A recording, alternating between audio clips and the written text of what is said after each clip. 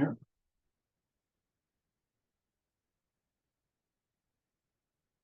All right, so we're getting started. So let's get started.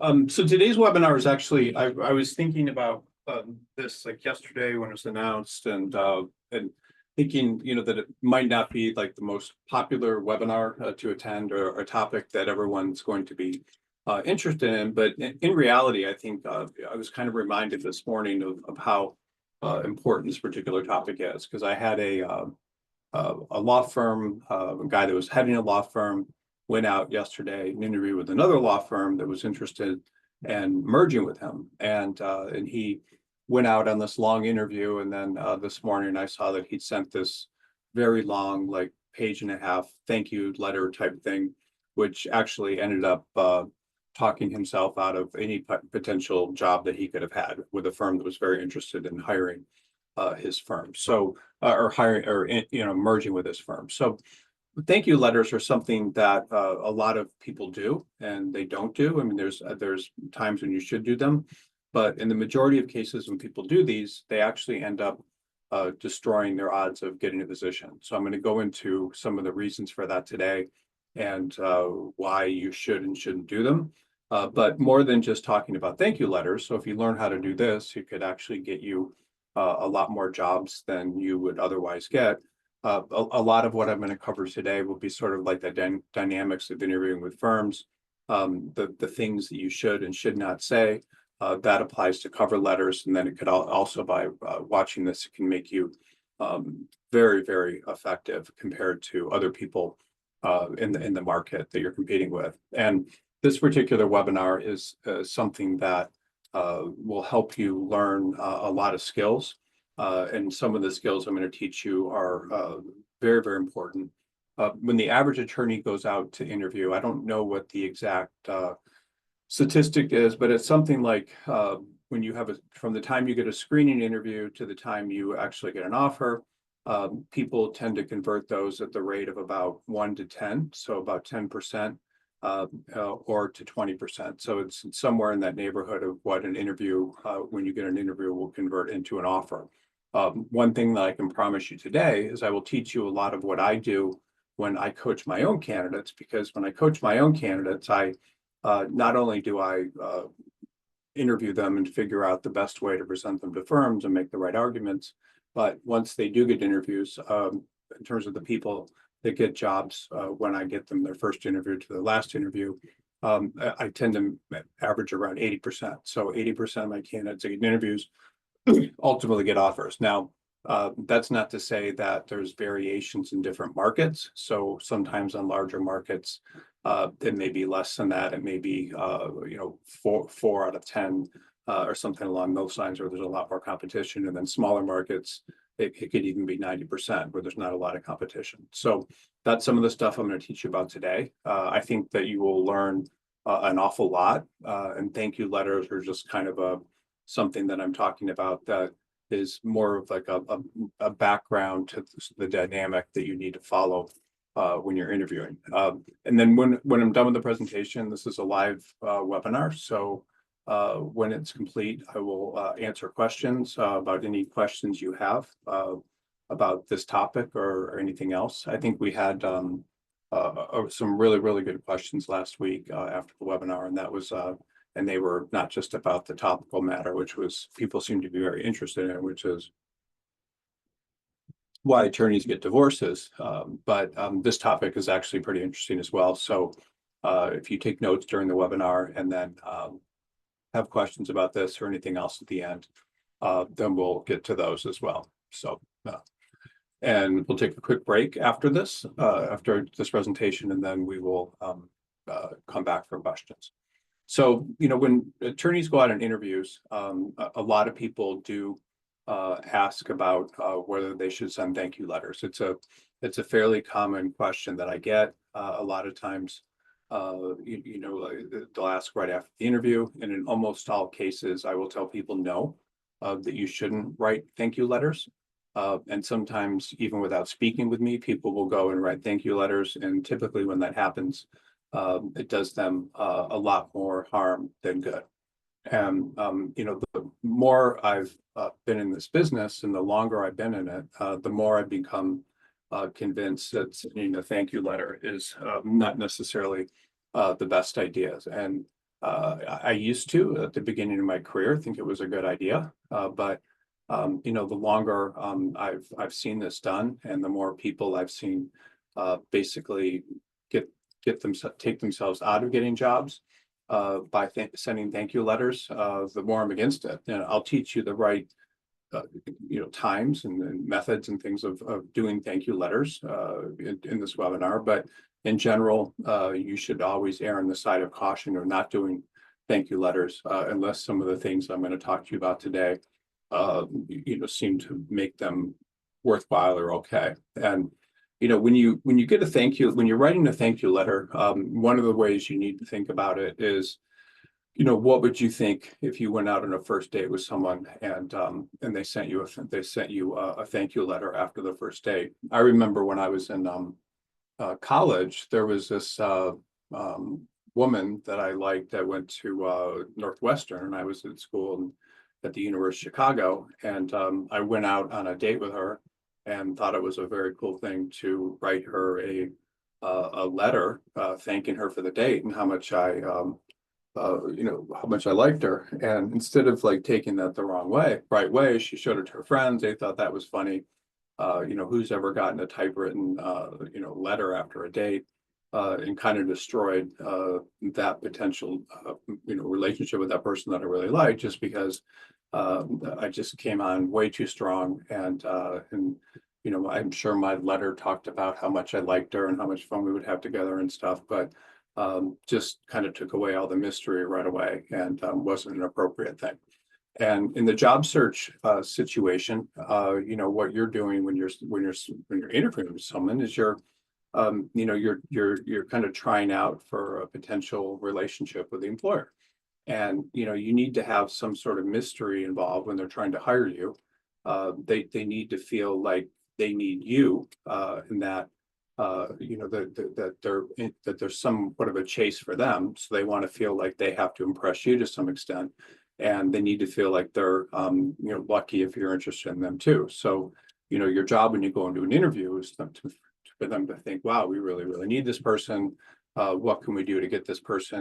And you need to kind of leave them with that impression, like you would just be really, really good, and they need to get you, as opposed to a thank you letter, which may take away some of that, need for them to feel like they're chasing you. People like things that are more difficult to get. People like things that are expensive over things that are inexpensive. People like things that seem to have a lot of value, and so that can help as well. So I'm going to talk to you about kind of the pros of doing thank you letters, as well as some of the drawbacks, and why generally there's going to be a lot more drawbacks than that. So the rationale for thank you letter. So people that go out on interviews will often think that it's a good idea, and that the advantages of doing so outweigh the cons of doing so.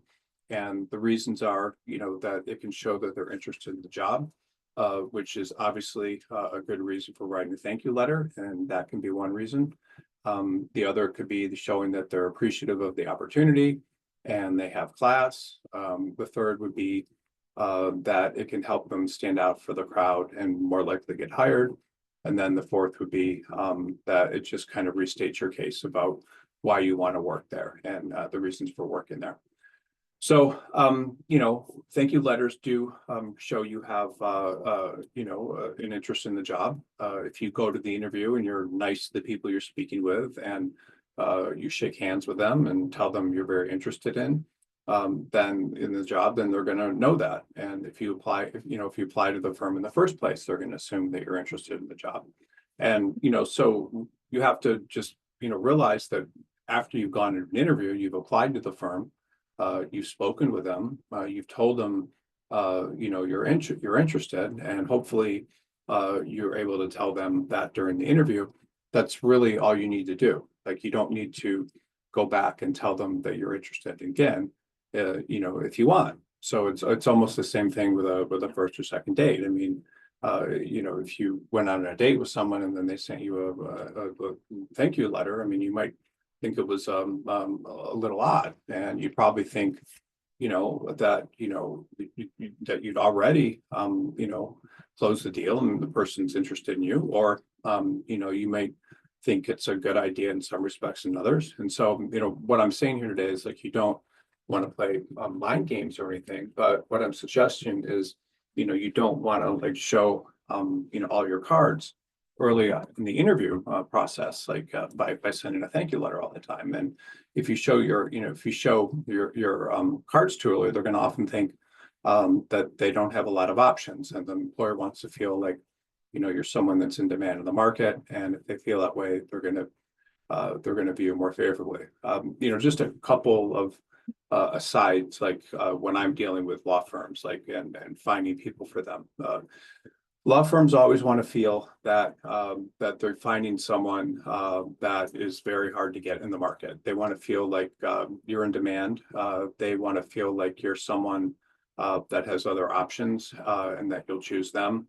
They want to feel like that you're bringing a lot more to the table than they're paying. And so people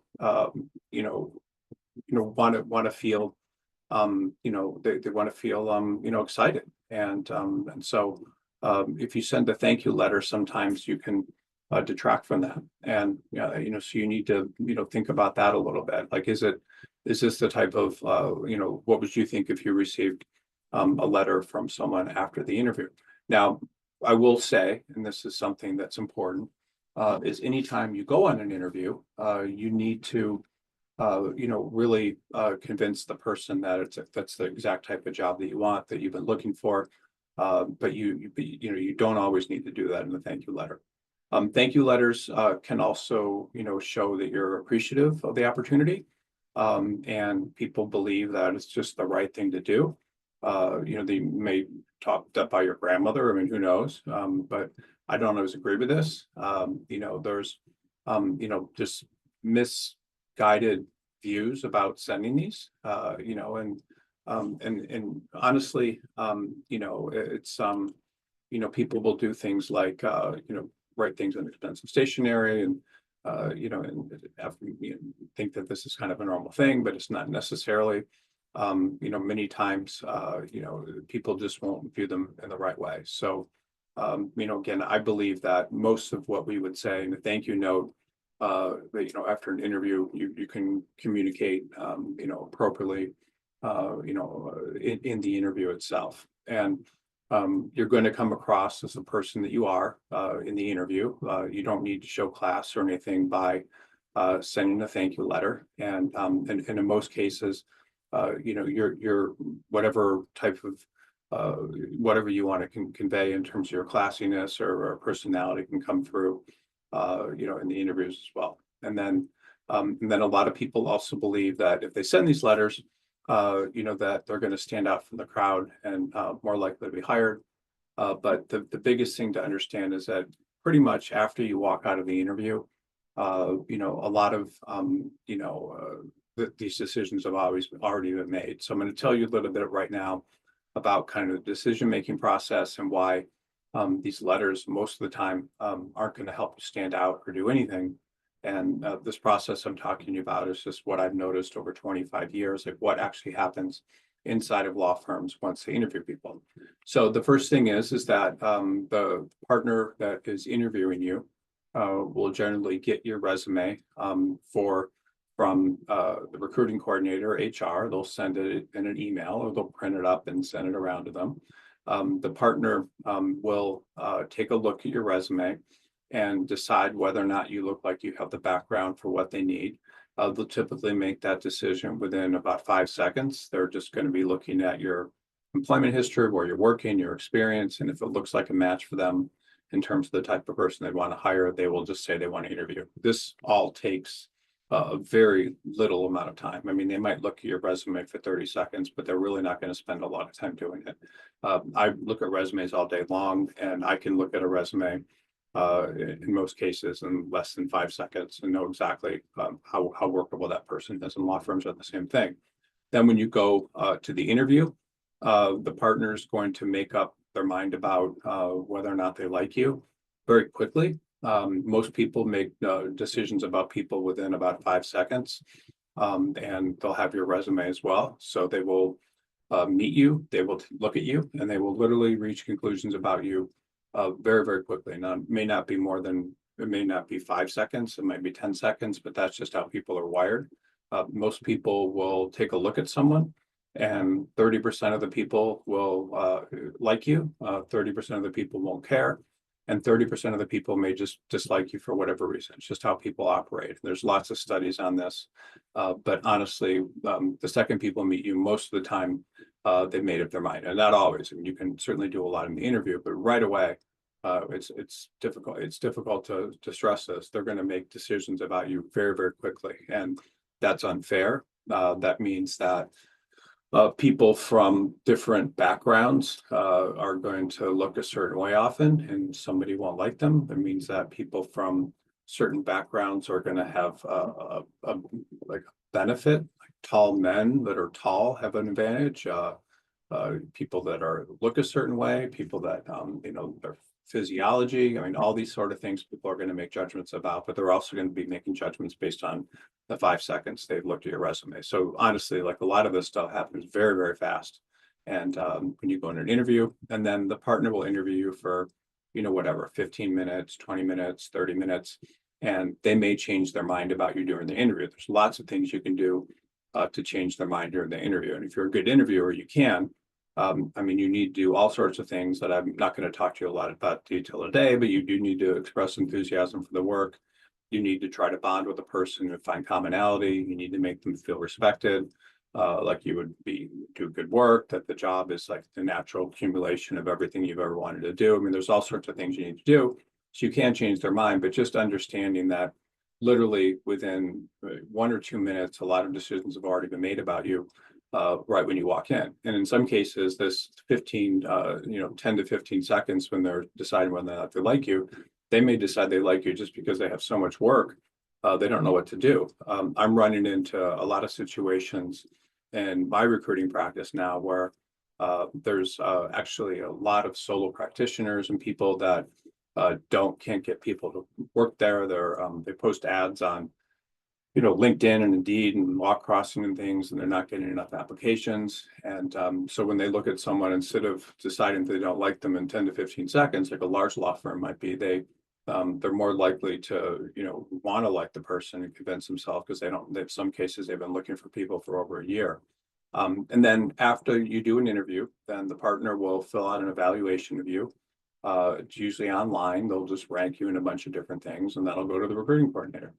And so, the recruiting coordinator will then, our HR department will go over the reviews from people, and then they'll put together a list of the people that that they're interested in going further with, based on those evaluations. And those could take, sometimes they could hire you the same day, they could hire you the next day, or they could just continue interviewing people for weeks or months, or not do anything. And the firm's most concerned when they're kind of evaluating people is if they have the work, if you have the right experience compared to other applicants, they may make offers to someone before you and wait to see if they accept, and if not, make additional offers. And they're just going to be looking at all these different factors, your employment stability and these reviews that came in.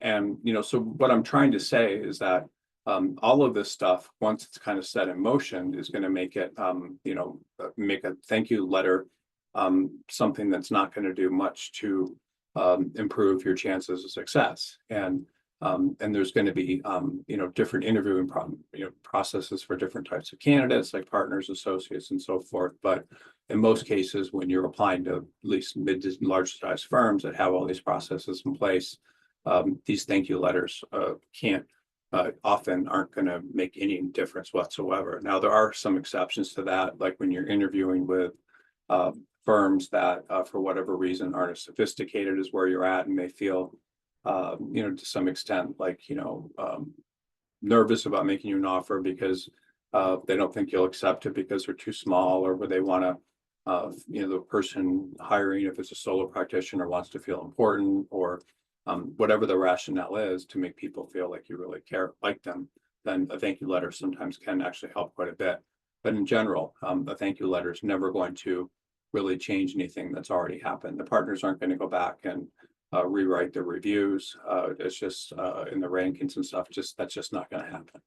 So, so this is, just kind of the example that I want to give that, in most cases, you're spending a lot of time doing something that might not make much of an impact on the process. And actually, in some respects, if you do it wrong, which most people will, could actually end up hurting you. So, and again, there are lots of situations where, where I, recommend you doing it, but in general, I caution you against it. So, the biggest one I've already told you is when you're a very well credentialed attorney coming from a large law firm that pays a lot of money and you're interviewing with a smaller law firm. So I was talking to some woman this morning.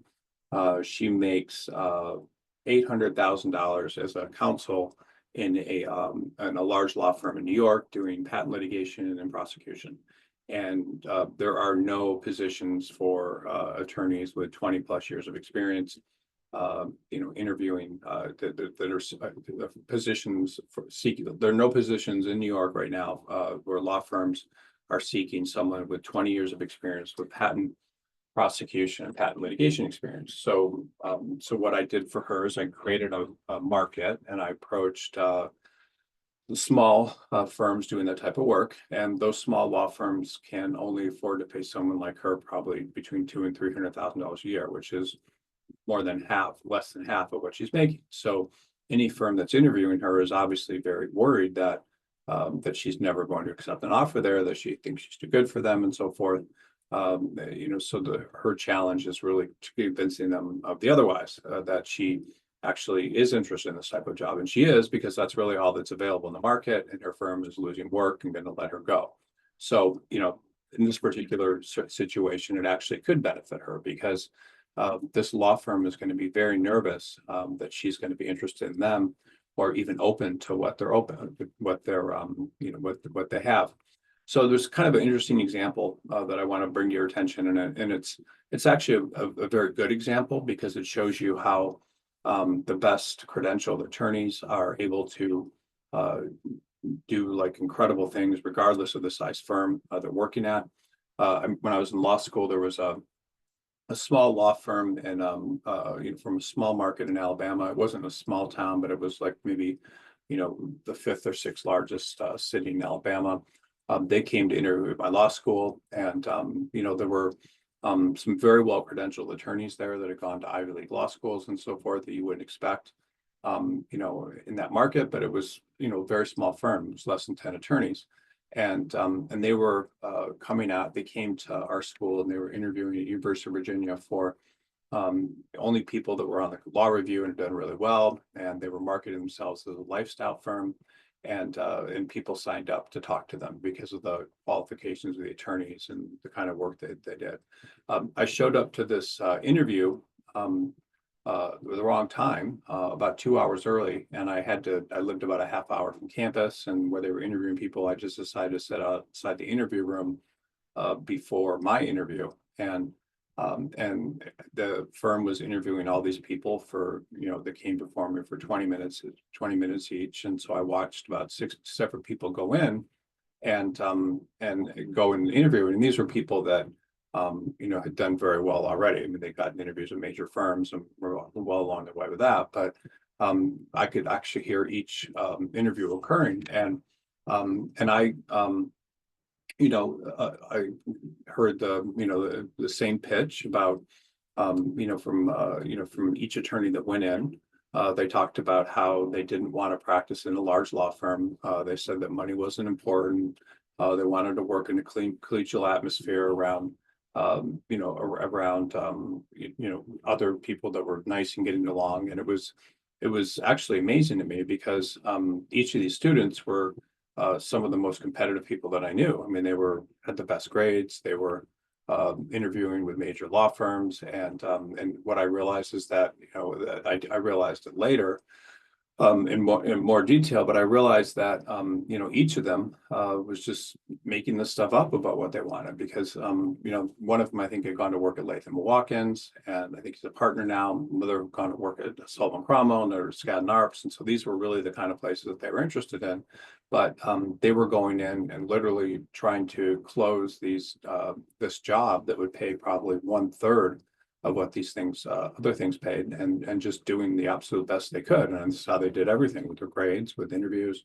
So what I learned is that, these students were just very, very good at, making things up and selling themselves. And I realized, if I'd sat there the whole day, I would have heard the same thing over and over again. And I don't know how this firm possibly could have, sorted through all this because everyone seemed to be very, very genuine.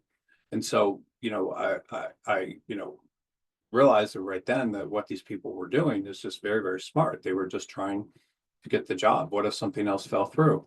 And, so there's here, in this particular case, if someone really did want to get a job with this firm, I think that some sort of follow-up, if they really wanted to close it with a note, and maybe making them sound a little more convincing, would have been smart, because this law firm is going to be very suspicious that someone who's lived in large cities their entire life and is going to get offers from firms paying 3 times as much is really going to want to go there. And so, the only way you can really do that many times is to write a thank you note and to make them feel like this is something, that you really, really want. It's interesting, and with college admissions. So a lot of college admissions right now, is done based on what are called yield rates. And so what that means is my daughter just got into the University of Chicago, like early decision, I guess, so she has to go there. But that school has something like a yield rate of like 96% of all of the people that get an offer to attend there end up going, which to me says that they probably are getting a lot of their applicants from people that, from people that are applying early decision, where they're already saying they'll go there if they get accepted. So they're probably accepting a lot of students out of that. And then out of other applicant pools, they're probably very, very, it's got like a 5% acceptance rate, probably are being very, very careful about who they offer admission to. If you were in their situation and you wanted to have high yield rates, you would want to basically concentrate on people that made that seem like it was their first choice. I would think in that sort of situation, letters and all sorts of things, if you were to be waitlisted, would be very helpful, or somehow getting the attention of people in order to do that. And it would be the same way, at a small law firm like that, where the people aren't going to necessarily believe that you want it. And then, in the situation where I saw them interview 6 people that acted like this was all that they ever wanted and actually were very convincing. If someone went further than that, wrote thank you letters to a firm that didn't believe that the person would want to come there, that actually can help. So anytime that you're like in a very severe, like you have a lot more to offer than the firm would take, then the firm believes that you're capable of, or you have to have some way to show, that you're very, very interested. Another thing too that makes law firms very angry, by the way, and something just to think about, is when people reject offers. So they do not like that. That makes them, feel like they're making a huge mistake. If they're making you an offer. Many times, most people that get interviews from large law firms accept the offers. And then as you kind of move down the value chain, in terms of the size of the firm, the pay and that sort of thing, there's more of a risk of firms not extending offers. So if you're in a position where you feel like the firm, where you feel like the firm may not make you an offer because they don't think you like them enough, and they're at a disadvantage in terms of what you offer, and you really need the job, then sometimes coming out with a thank you letter can be helpful.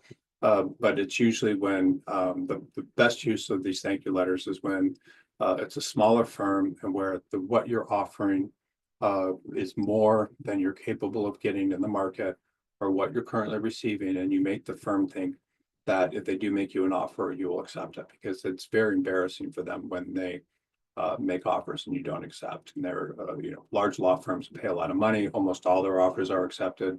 But as you move down the value chain, there's less and less of that. And then again, with smaller firms, solo practitioners, and that sort of thing, it can be very helpful to write a thank you note. I'll tell you about how to do them today. But these are just some very limited situations where you can do them. And then thank you letters, will also kind of restate your case. So a lot of people that when they go into interviews, they believe that, they can, tell them, what they told them, cover letter. Then you tell them what you're going to tell them in the cover letter, then you tell them in the interview, and then you tell them in the, subsequent letter. And, this is sort of a common thing that happens.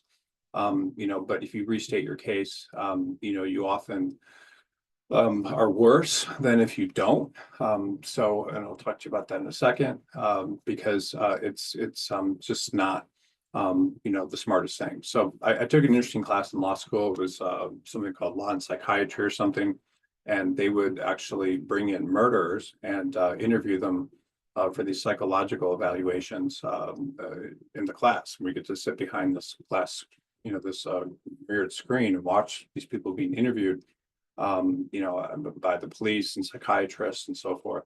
And one of the things I learned is that, no matter how bad something is that someone does, most of these people, they just feel absolutely no remorse. The people that commit these kind of murders, they believe that whatever they did was right, and they are perfectly happy to tell you.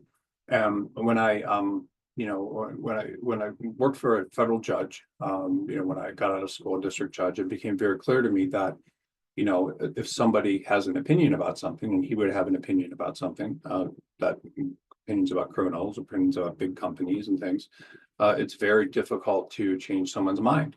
Most judges will, a lot of them will make up their mind very, very quickly in a matter. And most people believe, and you can't really change their mind, what they believe.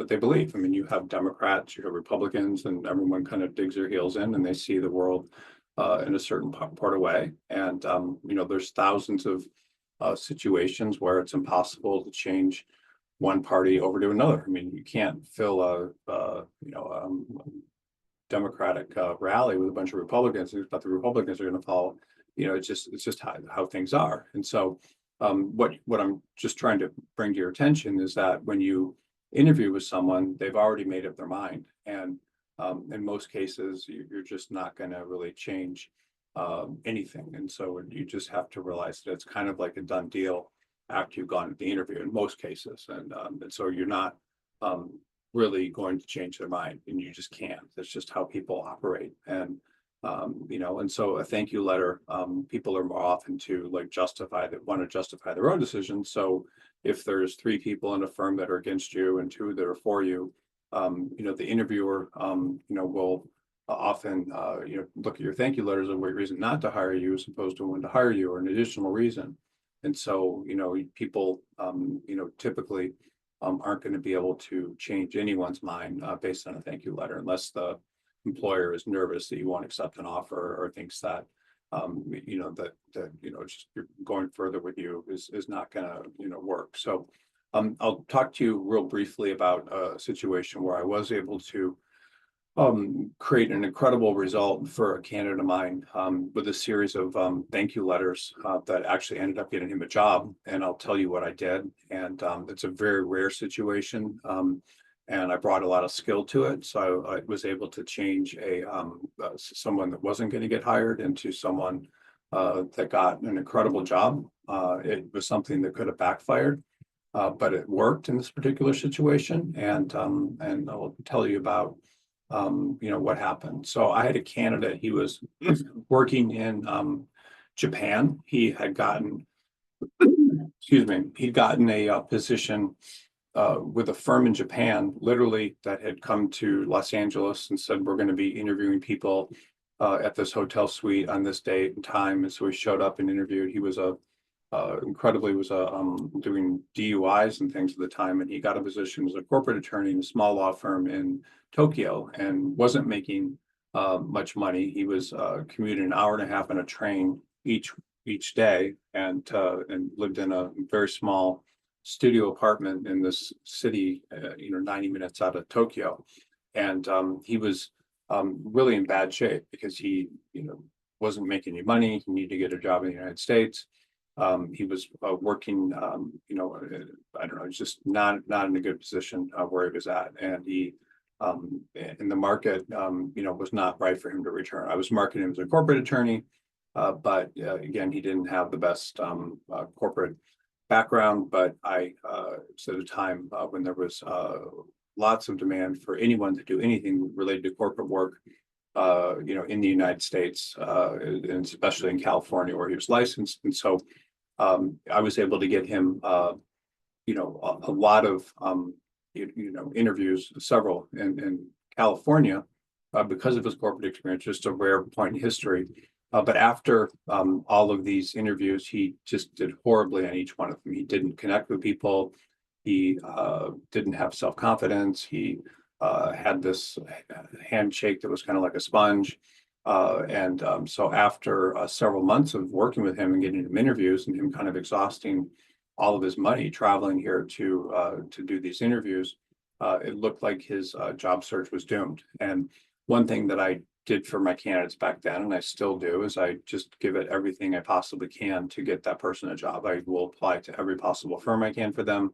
I will do everything I can to prepare them for interviews.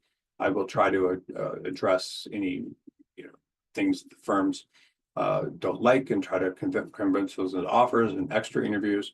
But this particular person, like, I had run the course. I had no other place to send him, nothing else I could do. And all the firms that he interviewed with a lot of them were very mean. They're like, just don't ever send us anything like that again. So he continued to contact me and asked me for my help. And I kept trying to find new places for him. But at that point, the market was starting to go poorly. It was after there was kind of a huge demand for corporate attorneys in the late 1990s, and then until about November of 2000. And then the market just collapsed. So he had not only the market collapsed, but he had basically exhausted all of the places that he could apply. I knew a partner at a good sized law firm in Los Angeles. He told me that he was traveling to Tokyo for some sort of business thing. And I thought, wouldn't it be great to arrange a meeting with this partner? And when he was there, to see if maybe this person was also the hiring partner of the firm, if maybe there was some way to set something up. So I was just, anything that I possibly could do, I was trying to get him interviews. And this is one person I knew that was going to be in Tokyo. So I thought that was smart. I got the partner to meet with him. I don't know if they met in Tokyo, but it was fun. But it took him a 3-hour train ride to get there. And then after the interview, the partner liked him and decided that he wanted to bring him back. He could bring him back to interview in the United States within a few weeks. Coffee, but he'd bring him back to interview within the next couple of weeks in Los Angeles. And so I prepped the attorney the best I could for the interviews. He scheduled like a half day, I think a full day actually of interviews, and I'd spent a lot of time. I think I met with him for a couple of hours before his interview to tell him the things I'd recommend he do in the interviews, how he would approach it. But I learned on a Friday evening that this wasn't probably going to work out, that there were a lot of doubts about him, that there were people that didn't like him. And so I learned this on a Friday evening. He was scheduled to get on a flight back to Tokyo on Sunday morning. So I learned that things weren't going to work out on a Friday evening. I called my candidate on Saturday morning at 7 a.m. And I told him to come to my office because this was his absolute last chance to get a position. And even though they were almost like all going to say no, I wanted to excuse me, I wanted to do everything I could to reposition him so he would get a job if it was even possible. But I knew it was just absolutely his last chance. So I spent the entire day working with him. He got to my office at probably like 8:30.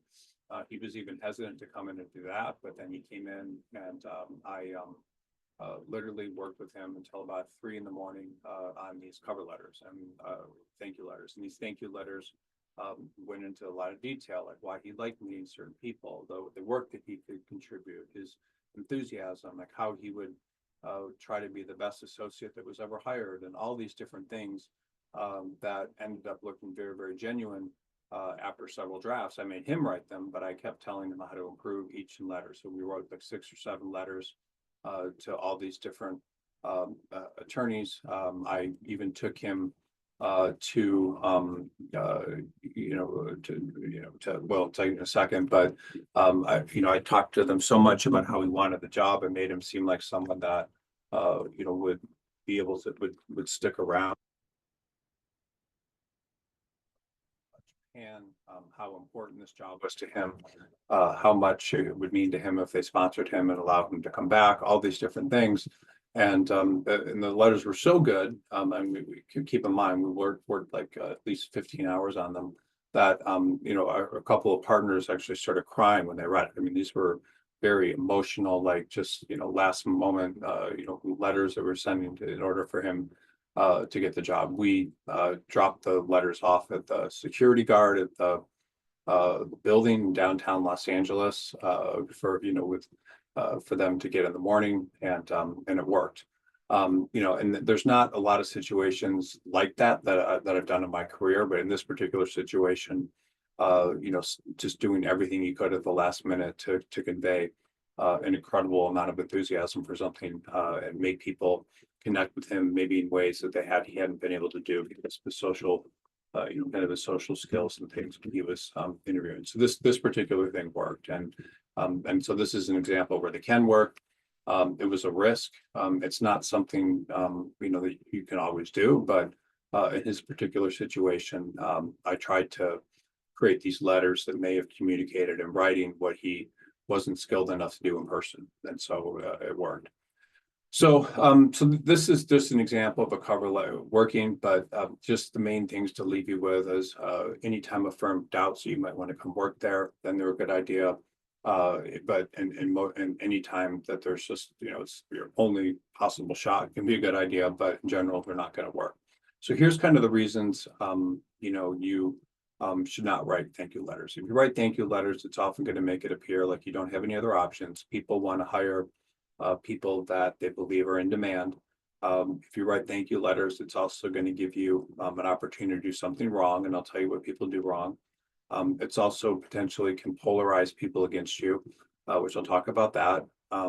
Sometimes they can make you appear dishonest or even disingenuous, and they may make it appear like you don't have anything better to do. So why does it make you appear like you don't have any other options? The fact is that probably in terms of if you want to know the percentage of people that write thank you letters, I would estimate that it's less than 5%.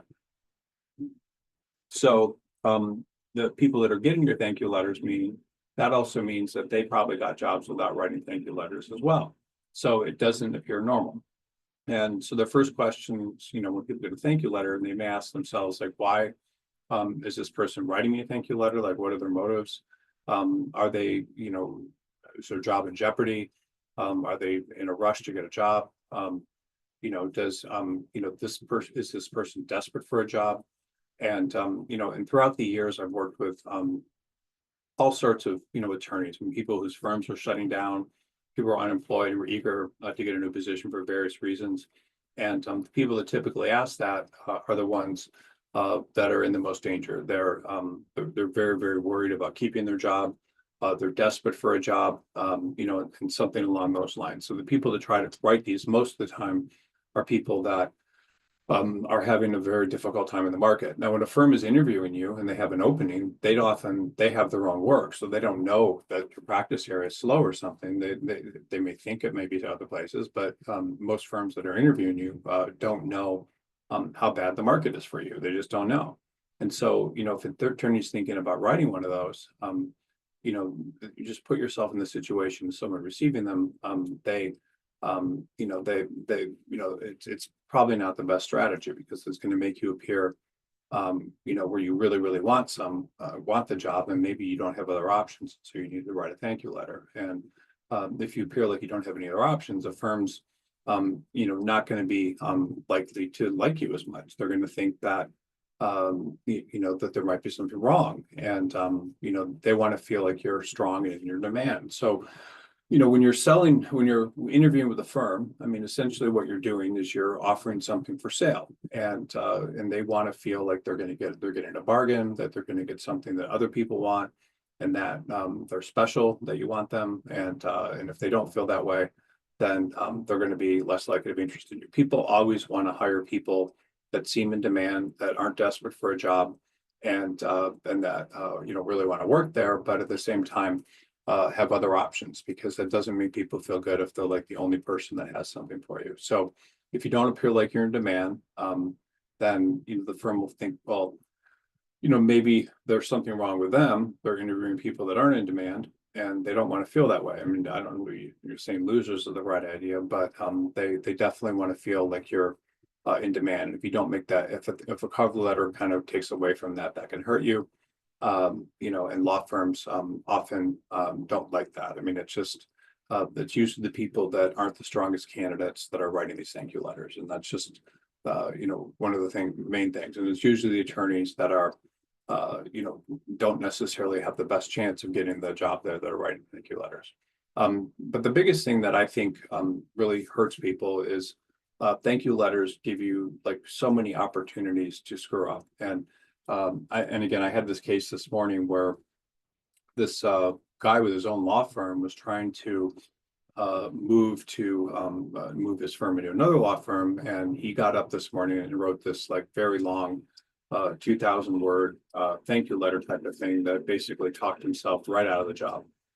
He said all sorts of things that he shouldn't have said about reasons that things potentially couldn't work out, but thanked them. And instead of taking things to the next step, his letter actually ended up closing the opportunity. And this is something that most people do when they write thank you letters. They do something wrong in the thank you letter. They don't even realize the mistake they're making, and that can hurt them. One of the most common things people do is they will make typos. They will misspell things.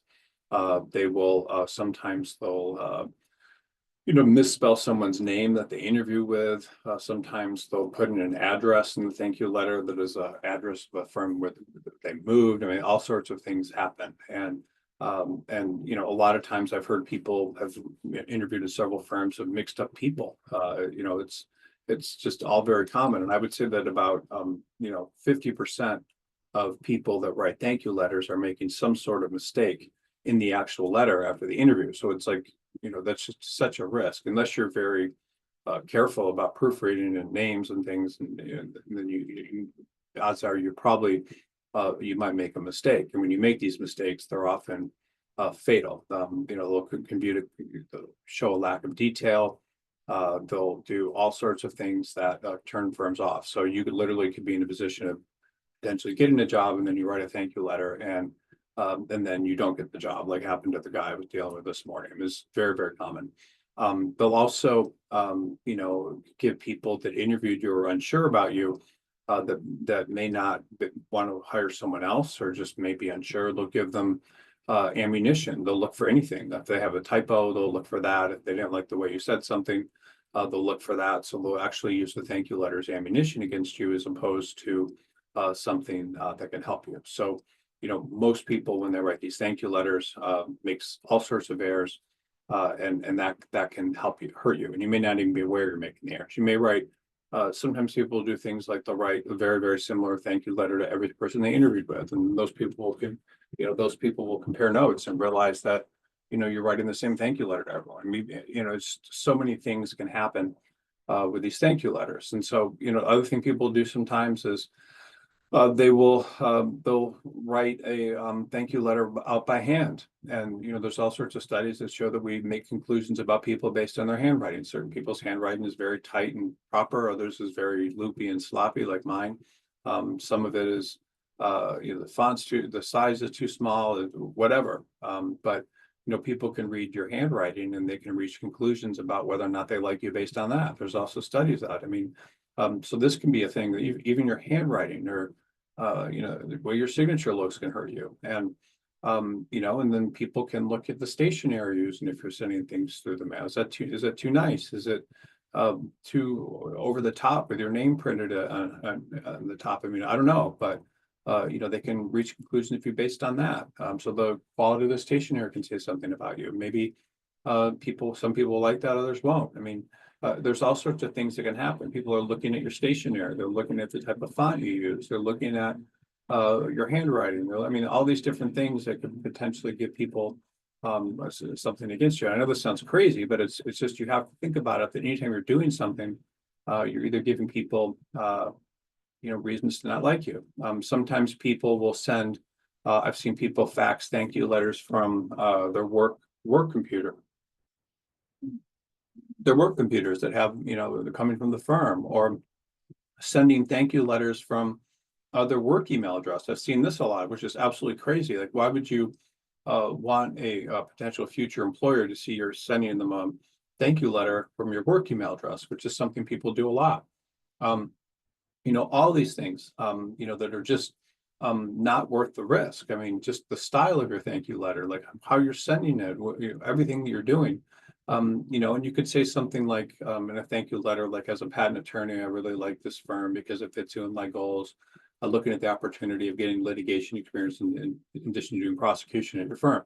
Like something like this would be a very common statement that someone might make in a thank you letter. But when they make a mistake like this, they may be saying that they want to get litigation experience as well as doing patent prosecution.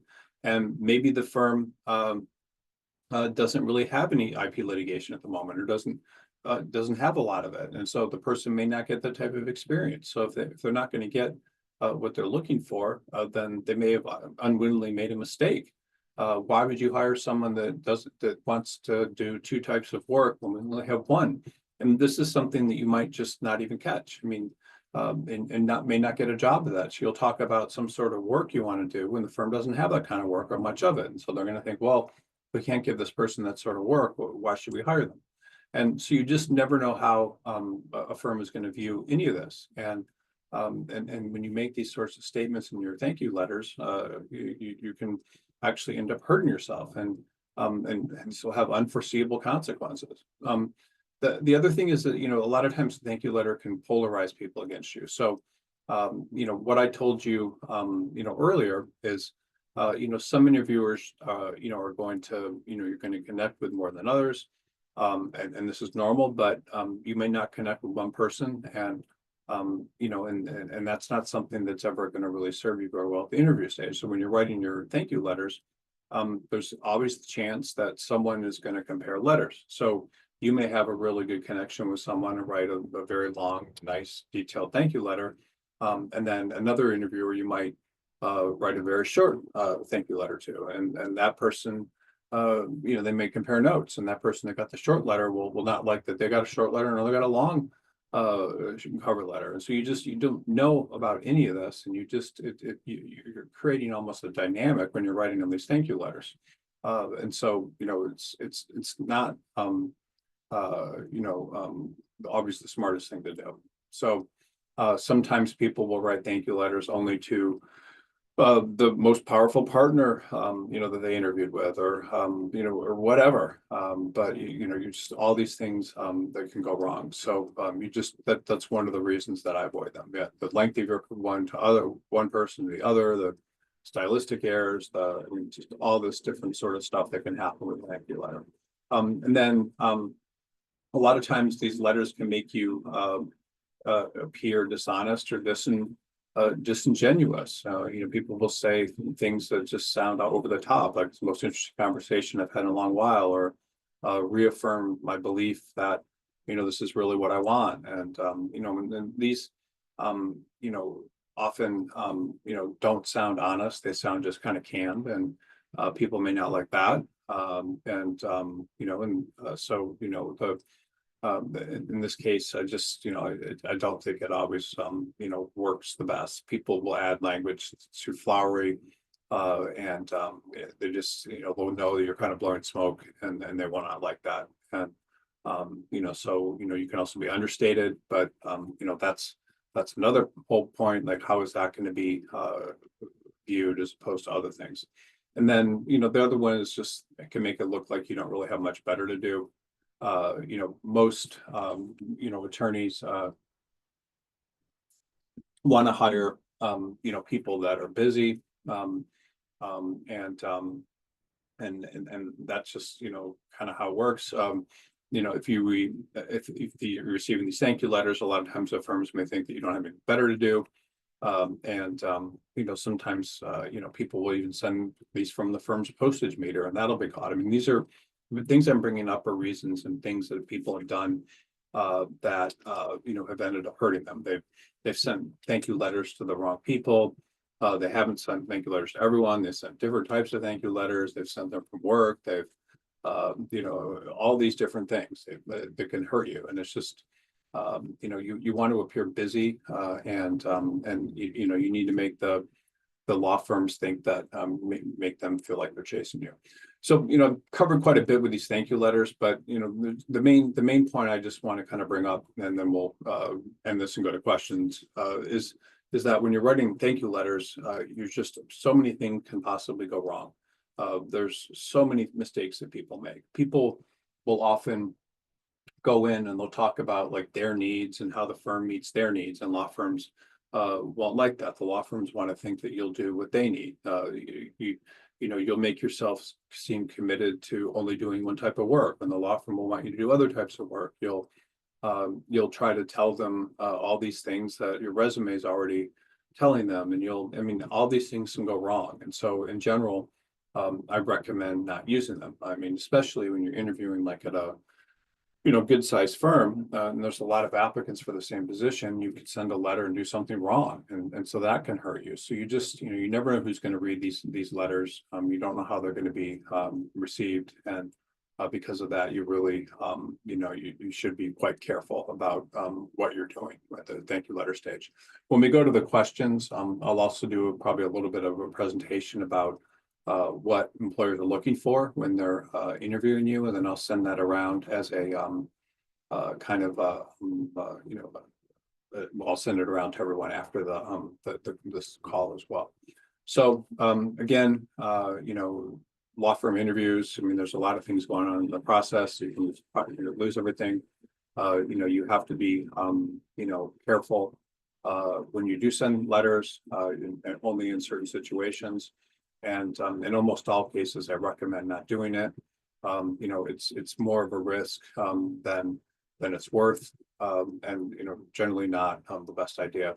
I hired a woman once that I actually did write thank you letters, but I was hired her. She had been at a large law firm when I made her an offer to work for me, and I had a small law firm. I had one for many years, up until only a couple of years ago, because it handled all the different matters for my companies. And so she interviewed and sent a very nice thank you letter, like on like a kind of the card you would buy at a like a grocery store, I mean a convenience store, like wrote a nice thank you letter on that. And then after she had worked for me for a couple of years and left, she sent another thank you letter, and I thought that was very nice. And that was in my situation. So it's not like it's something you shouldn't do. And from my standpoint, having a small law firm, I was flattered by it. But in general, you want to, I don't think they're the best idea.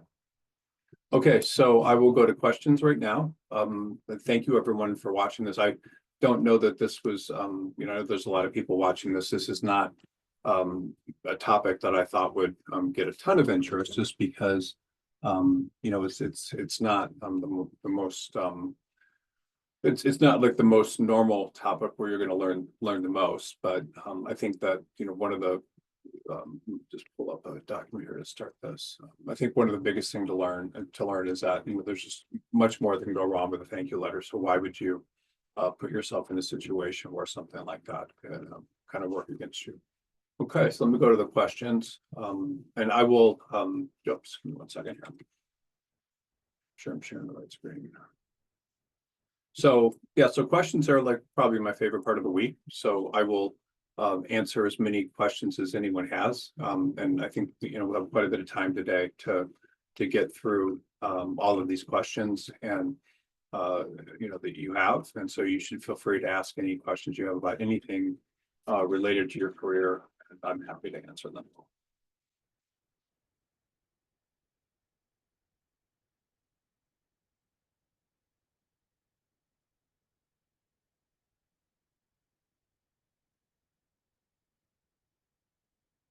And especially if anyone has any questions kind of about looking for jobs and what you've been doing and what's been working and what hasn't been working, interviews and that sort of thing, those would be helpful questions. Okay, so given the risk that a thank you letter might be taken in an unintended way, would it be wise to have a mentor or recruiter review it before sending? Yes. So when I'm working with candidates, I always, if they want to send a thank you letter, I always ask to see it. In most cases, I will, recommend a thank you letter where the person, where the law firm may feel that the person wouldn't be interested in them without the thank you letter. Or, in some cases, there are law firms that are can't pay the salaries that other places in the market pay and that sort of thing. So having shown enthusiasm and that sort of way can actually be helpful in some cases. Let me just share something here that's kind of interesting, and I'll this is the document I told everyone that I would send around. I'll send around after the I'll send around to everyone after the after the meeting. I'll send around this PDF. Give me 1 second, I'm pulling it up. And this little presentation I'm going to do right now, I think will be quite helpful. We just see for people.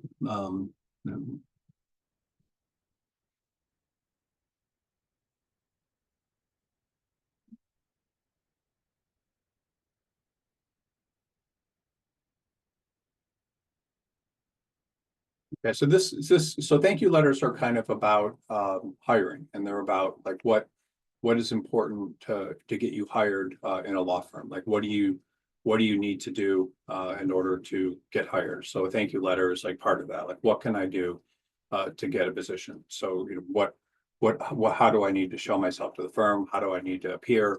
All that sort of thing. So this is an interview preparation guide. This is something that before any interview I send out to BCG candidates, and then we'll review it on interview prep calls. And this is one of the things that I use to get my candidates to 8 out of 10 interviews leading to an offer, as opposed to if they were to do it on their own, like 1 out of 10 interviews.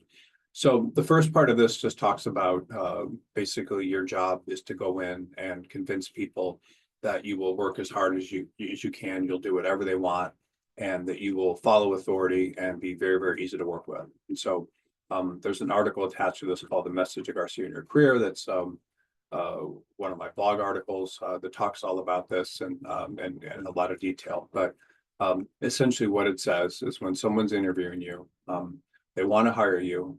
The only thing that they want to know is, are you going to just work as hard as you possibly can for them? Are you going to follow instructions? Are you going to teach yourself things? Are you just going to basically be someone that's essentially a soldier? And a soldier is someone that goes out and does whatever is asked of them and doesn't question authority. And then you have generals, and generals are the ones that will be giving orders and questioning authority and deciding how things are done. But a soldier, your only job is to be someone that's on their side, that will work hard, that will accept what is given to you, and essentially be the best possible worker. That's all people are looking for. And And so this is important to read just kind of how that works, but that's basically what you need to do. So you need to basically go in and show people that you're a soldier.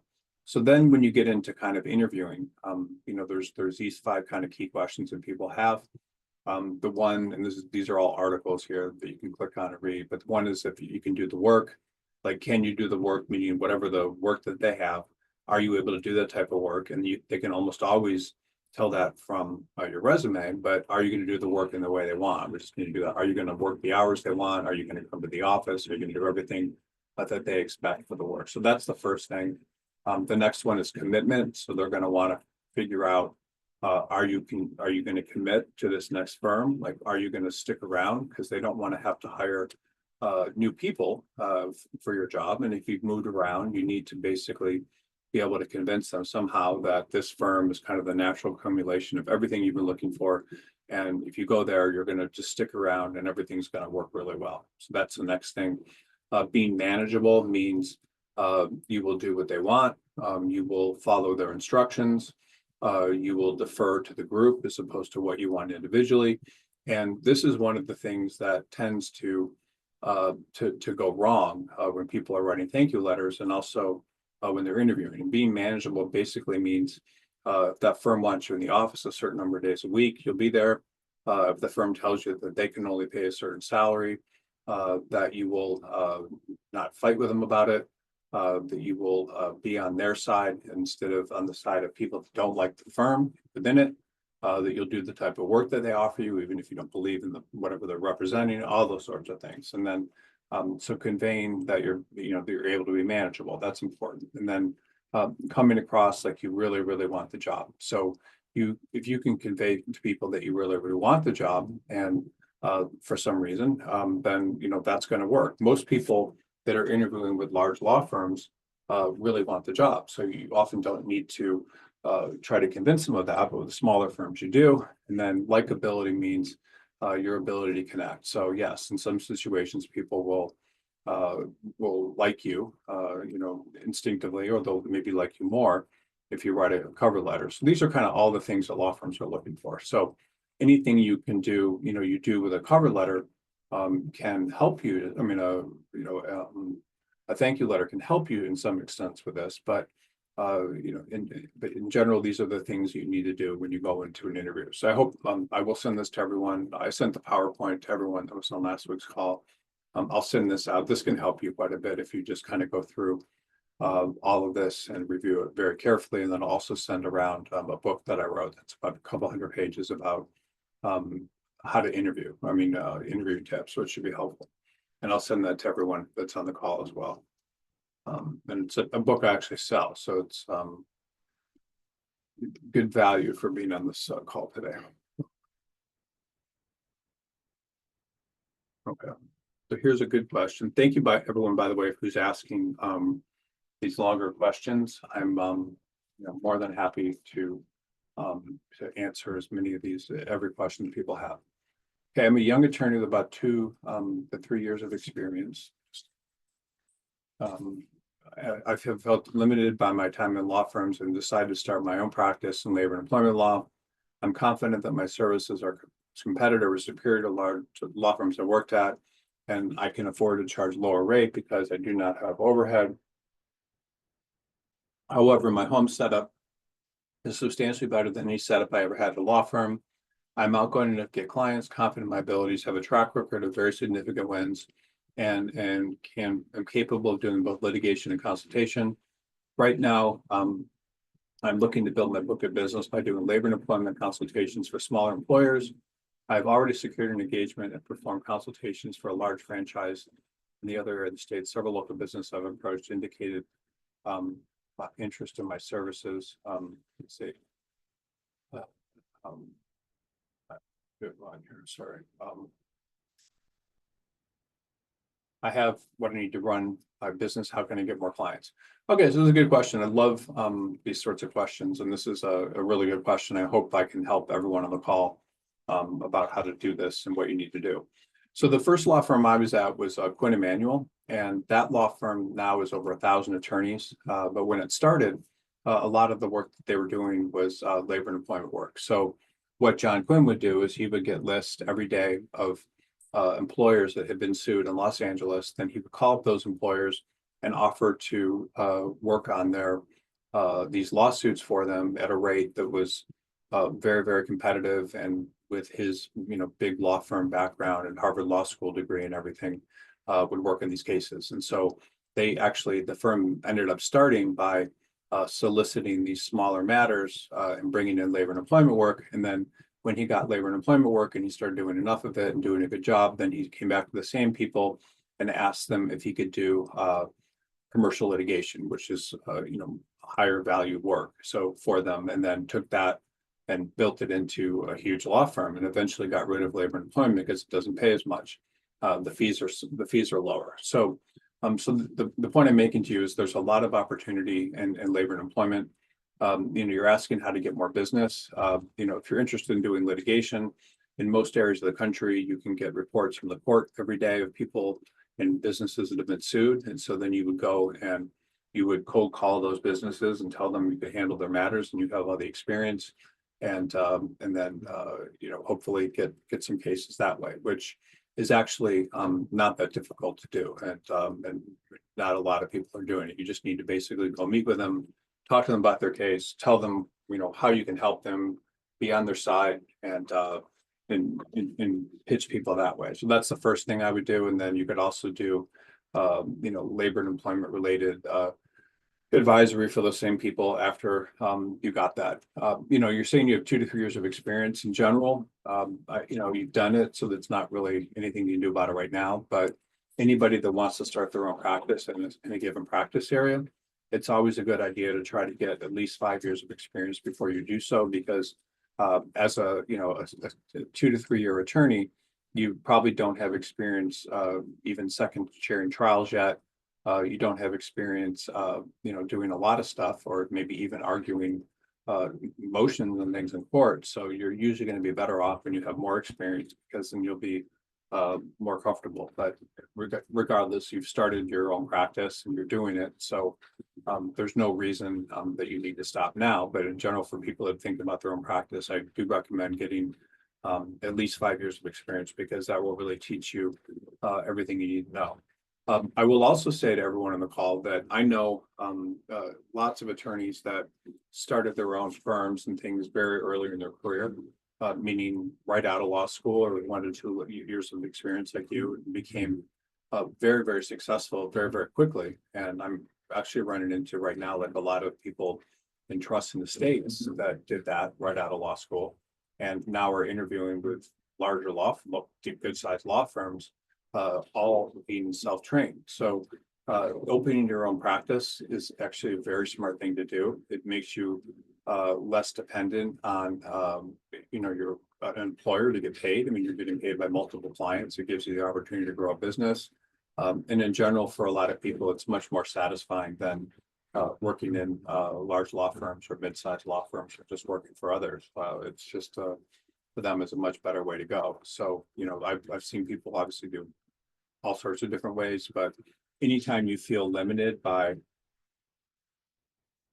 the ability to get jobs or what people are offering you when you're applying to jobs, having your own law firm is just a very, very smart thing to do. And there's all these practice areas where you can grow a very large practice. It could be in family law or immigration or a personal injury and all these different things. And the majority of people that do that actually end up doing better financially and having careers that they're happier about in the long run. So it's kind of up to you, what you do, but I think what you're doing is a smart thing. So congratulations. And if you have a follow-up question, I'd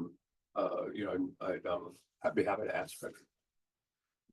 With respect, I think this is far too much overanalysis of a simple topic. I usually send a thank you letter if I like the interviewers, and I will not send one if I didn't feel comfortable not doing so. I've never thought twice about it. Why on earth would I care about an employer drawing all these sorts of insane inferences from not being in demand because I wrote a short courtesy note? Employer is that much of a psychopath of a guy to steer them, no one noticed.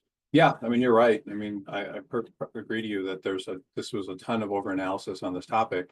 But unfortunately, for various reasons, I mean, it's something that people ask about quite a bit. The only reason for such a kind of over-analysis of this topic is, so many people that I've seen have blown jobs. I saw one guy lose a job that would have paid more than $500,000 a year this morning by sending a thank you letter. And because his thank you letter basically told people, like, different things that they thought could be obstacles for him bringing his practice over. And instead of addressing those, and he just came out with a thank you letter that made it impossible to hire him. So people make these mistakes all the time, and with thank you letters. And there's a lot of over analysis, but it is something that you should think through when you're writing them. And I guess that's all I have to say.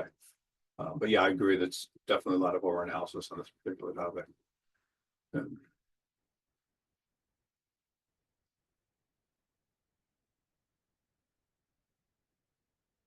I think attorneys need to have self-esteem and not worry about this kind of crap if they want to be successful. Hotshot partners working at law firms, completely insecure and irrational, catering to their whims and just path to nowhere.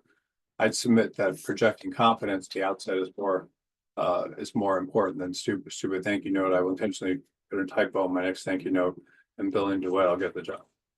Yes. So I think you're correct that if you go into an interview with a lot of confidence and you convince people to hire you, then that obviously a thank you letter is not going to make much of a difference. But yes, great.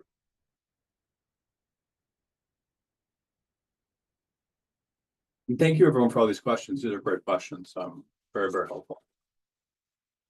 Okay, for someone with a strong background in business and software sales experience for 20 years, but has gone to law school and is looking to transition to law as a second career, what are the best strategies for approaching firm selection interviews? Are there particular practice areas, networking approaches to position techniques that would help me leverage my prior experience effectively? Okay, so if you have a background in business and software sales, and then you went to law school looking to transition to law as a second career, I would think a little bit about, like, why did you do that? Like, why were you interested in leaving what has been a fairly successful career, probably, to go to work inside of a law firm? And you're asking what are the practice areas? Most attorneys that go to law school as a second career will often do it at night while they're working, or some will just stop working completely and go to law school. When you're trying to interview with firms and what type of firms you should be interviewing with, the most common practice area for people to go into out of law school, especially if it's like a local night school or something, would be anything related to litigation. So that would be, you could do commercial litigation, or you could do personal injury litigation. You could do, family law, whatever it is you're interested in doing. The most difficult jobs to get are going to be with firms that represent corporations that pay the highest rates. So they typically will have much more difficult to get jobs with than firms that do, consumer-facing practice areas. So consumer-facing practice areas would be immigration, family law, insurance defense, basically, is one. Even though it represents insurance companies are effectively defending individuals, personal injury, like all types of litigation are typically the best practice areas to get started in if you're doing this as a second career. There's a prejudice in the legal and the legal field against people with too much experience. So the most marketable people are typically people with like 1 to 6 or 7 years of experience out of law school. That discrimination is not necessarily based on your age, but it can be. So if you are starting practicing law at the age of 45, you're going to be competing against people that are in their mid-20s. Meaning you're going to be expected to work as hard and all these, different things. So typically the best path for someone that is doing this as a second career is often to go into a consumer-facing practice area and then start your own practice. So, you'd work for a family law attorney and then start your own family law practice, or trusting the states, start your own practice. But you certainly could try to work in different size firms if you wanted to. But most people, you'll be taking orders from people that are in their early 30s if you're starting, and you'll be in your your mid 40s. And so some people don't like that. So I typically recommend that the smartest thing to do is to try to get some experience in in a firm that may not pay a lot, that's in a consumer facing practice area, and then learn that practice area and then start your own firm. And if you want to go to work for larger law firms, you can do that too.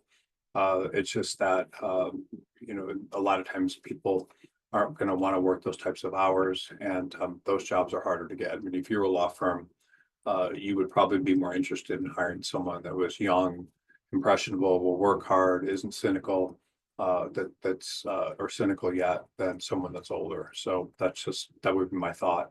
Also, with a law degree, you may be able to go in-house in companies or into the government, which you could certainly try to do, but do that. Networking, you asked about networking approaches, or different techniques that would help you leverage your experience.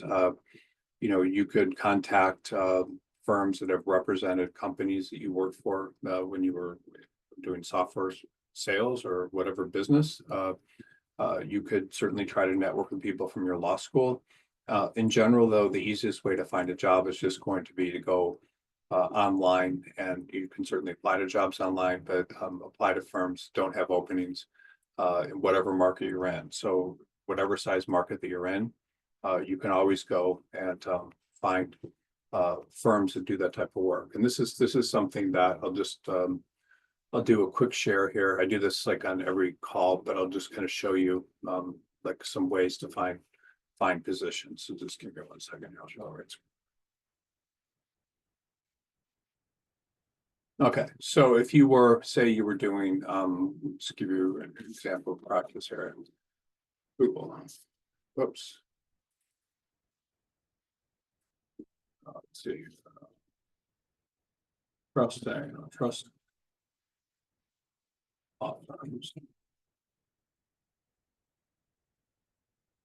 So if you wanted to do, like, say you were interested in doing trust and estates, so you could certainly go to Indeed, LinkedIn and stuff and search for jobs. But if you wanted to do that type of work, the easiest thing you could do would be to go and just kind of research all these firms. You can find in Google, there's going to be pages of them that do trust and estates law, and then contact them saying you'd be interested in doing it. And then you would also go and you could look at kind of all these Google listings of all these different places that do this type of work. So literally, if you were in Albany, New York, and you wanted to do the type of work, you would have, probably like 100 different places that you could apply, and just tell them that you're interested in potentially working for them doing trust and estates. Let's see this guy, law office of Vlad Portnoy.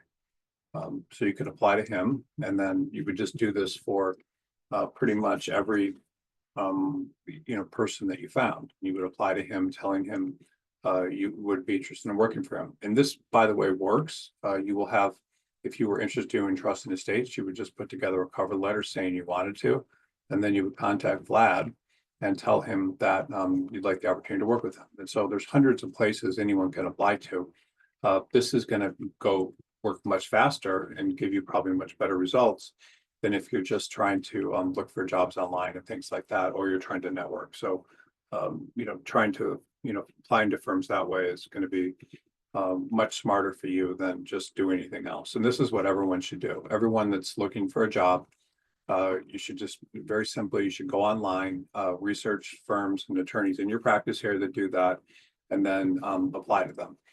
I guess, another question you brought up, and I just want to talk to everyone about this, like if you're unsure about your practice area and that sort of thing, how do you approach that? There's two types of practice areas. There's transactional practice areas, and there's litigation related practice areas. So what does that mean? So people that do transactional practice areas typically are good at math and science. So, that people that do litigation are typically good at like English, and you just kind of grab English, history, etc. So some people gravitate towards things where there's writing and analysis. Other people gravitate towards things like math and science. And so, when you're trying to choose what practice area to go into, you would want to decide which one makes the most sense to you. So if transactional could be things like, real estate, corporate, a lot of people are, patent prosecution, some people are more comfortable doing that than people, doing like, personal injury litigation, personal injury,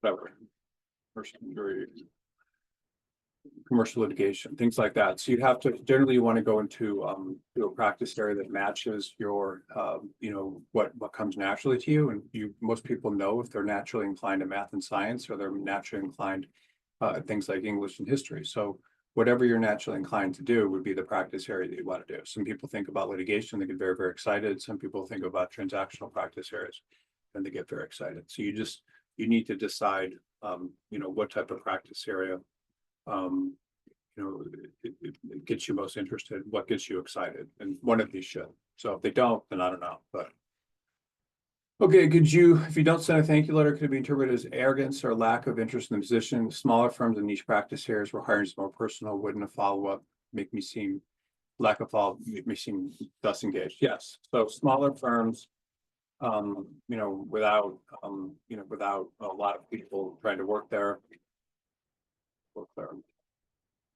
are much better places to send thank you letters.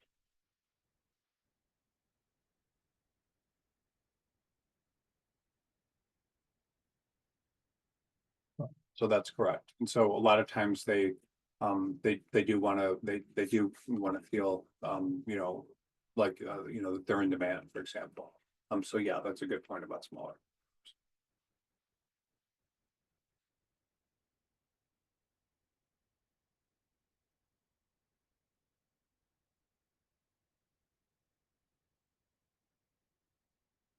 So how do law firms typically react to candidates don't follow up? Do they assume disinterest or see it as confidence? What are the alternative ways to stay on the radar without sending a thank you letter? So this happens all the time. And this is one of the most frustrating experiences of being an attorney looking for a job. So I have this going on right now with probably 20 candidates. So 20 candidates of mine interviewed at different firms where they really wanted to work there. They went into these interviews and they went very, very well. The firm seemed to imply, or the people they were talking to seemed to imply that there was a good chance of them being hired. Maybe they wanted a little bit of additional information or something. And so the attorneys sent that along. And then the attorneys are like bugging me, not bugging me. I mean, they're just doing what they do because they're looking for a job, trying to get some sort of follow-up or interest from these firms. So the thing to understand is like when you go into interview with a firm, all they're doing is they're making like a business decision. Does this person look like the type of person we can make money off of? I mean, are they going to stick around? Do we have the work? Are they going to, make it easy for us to give them work and so forth? They're asking those questions, but the real business decision is, do we have enough work to pay this person? Is this a good risk for us? And so that's what they're thinking of when there's no response. They're thinking, do I have a business need? Can I make do with the people I have? Am I taking too much of a risk of bringing a new person on? So they're asking all these questions. And so you're there basically as a solution to make them money.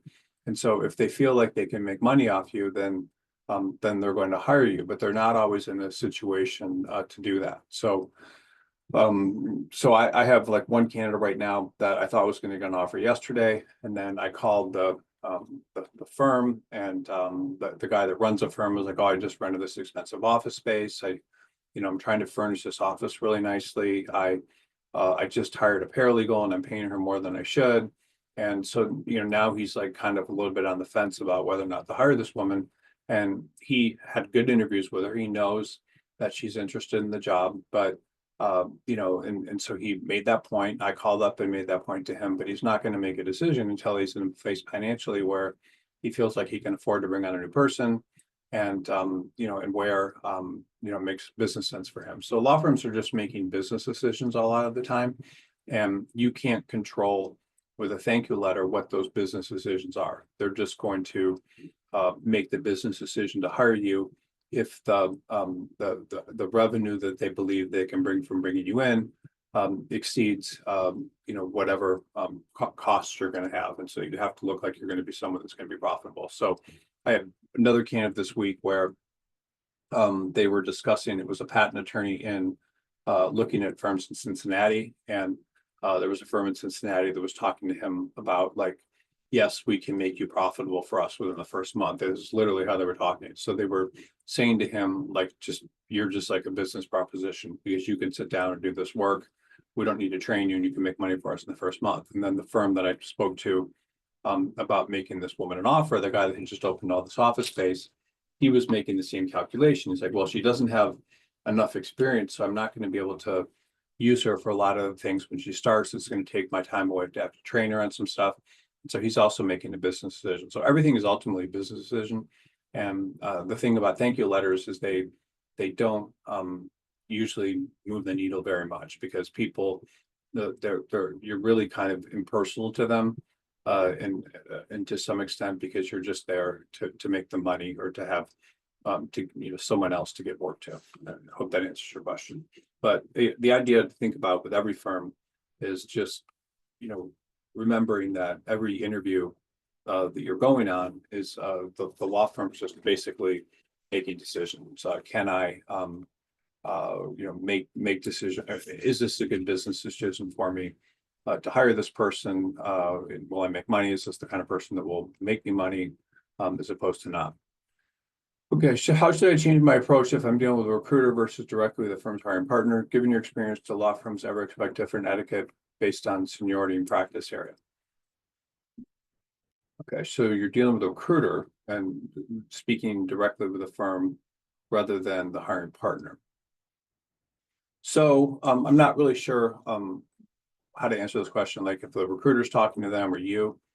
Typically when you're using a recruiter, so recruiter like myself, we're like middlemen in transactions. And so what happens is we just like a real estate agent would bring in prospects to look at a house.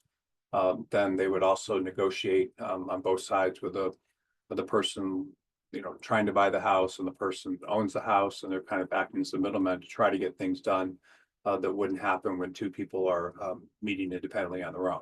So what that means is that when a recruiter's talking to a firm, they're trying to basically bridge gaps between what would happen if you were talking directly to the employer versus what happens when they are talking. So you asking about compensation is probably not a good idea. Like the recruiter should be doing that because that's associating you with wanting more money. The recruiter should be talking to the firm about things about you wanting to work remotely a couple of days a week, because that's better coming from the recruiter because they can say no to the recruiter much easier than you. The recruiter should be, telling you the firm, filtering the interview. Like, so if you go to a recruiter and you say, I like this about them and this and this and this I didn't like, I don't know if I'd work there for that reason. Well, the recruiter is going to basically go to the firm and they're going to try to figure out if there's a way to bridge what you want versus what the firm can offer, and then present things to you in a way that works. I mean, they'll negotiate offers, they'll negotiate terms, they will help you, they will frame the interview that you just had in a very positive light, in a way saying the things that they know the firm wants to hear, as opposed to the way you might say it. So you might say, I really want to do this kind of work, I'm excited about it and stuff. And then the recruiter might say, the recruiter, the candidate loves the opportunity to do this and also to contribute to work in other practice areas. And I mean, just different things that a recruiter can do. Typically what happens with recruiters is in the stage where where all this negotiation and stuff is happening, typically more junior associates and younger attorneys will allow recruiters to do a lot of that negotiation, and that will benefit them. And then more senior attorneys, especially partners, will think that they need to take everything over and do it themselves.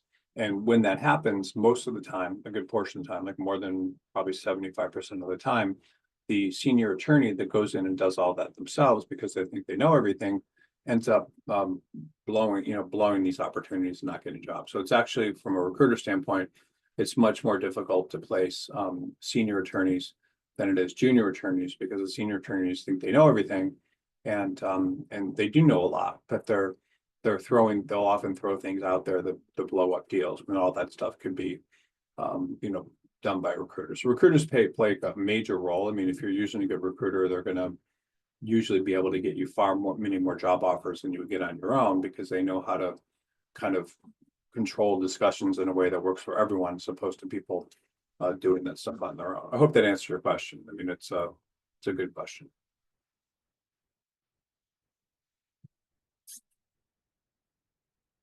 If attorneys lie from another firm, does the expectation of appropriate so thank you letters shared to law students or entry level candidates, would a partner level candidate be expected to send one, or could this be seen out of place at this level?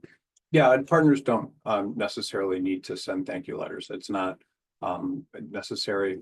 Again, like with partners, and this is just something for everyone to understand as you get more senior. Like everything is about business. So everything is almost always about business. Like, how much do you have?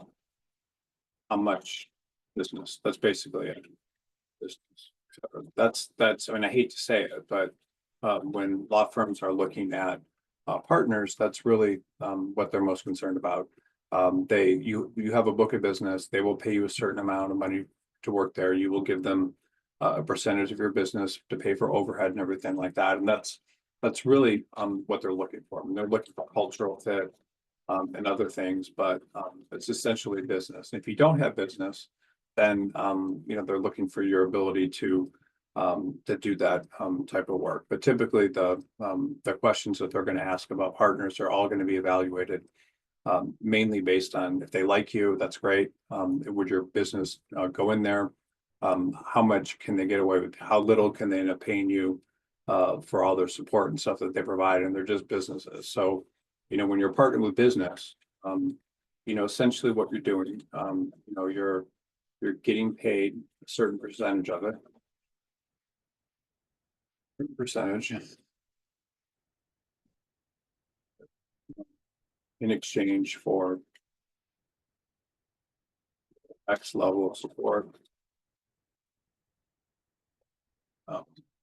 So, so if you have $1 million, so let's say you have 5 million in business, law firm pays you. Let's say that's pretty high, but 1.5 billion, and then other 3.5 to the firm. So they will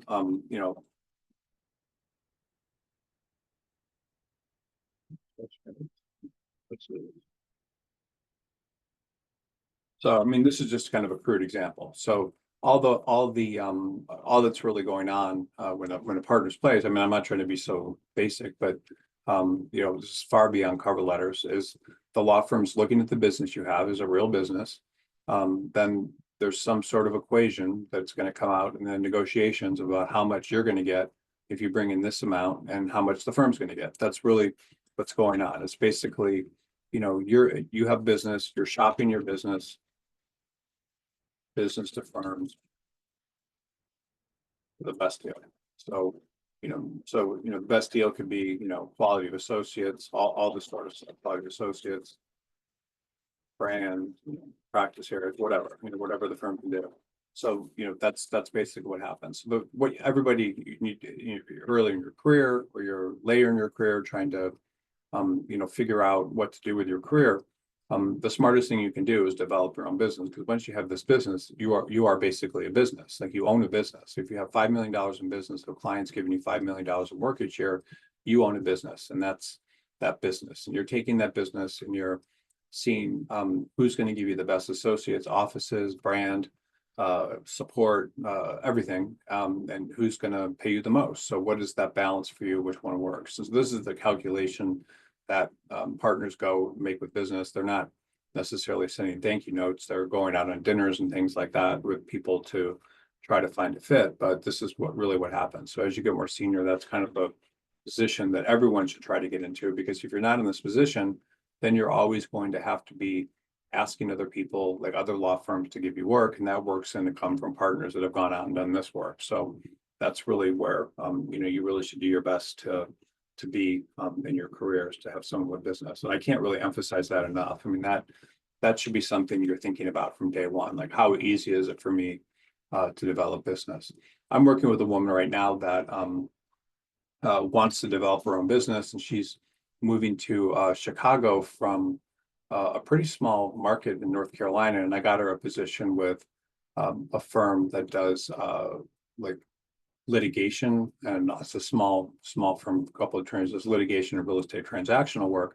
And I told her that even though she's not that enthusiastic about this particular opportunity, or as she should or could be, that learning how to do real estate law is actually a really good niche for her to get into, and she prefers transactional related work because getting into real estate law is going to give her the ability to develop clients, because there's always developers and real estate entrepreneurs and things that need clients. So making that conscious decision to do that early in her career will enable her to probably develop more business than she would ever have the opportunity to do otherwise in another practice area. So this should always be something going on in the back of everyone's mind. It's like, how do I develop business? What is the right practice area? Like, where can I get trained? And I've given this example several times today. The first one was for the person getting out of law school after 20 years of doing something else.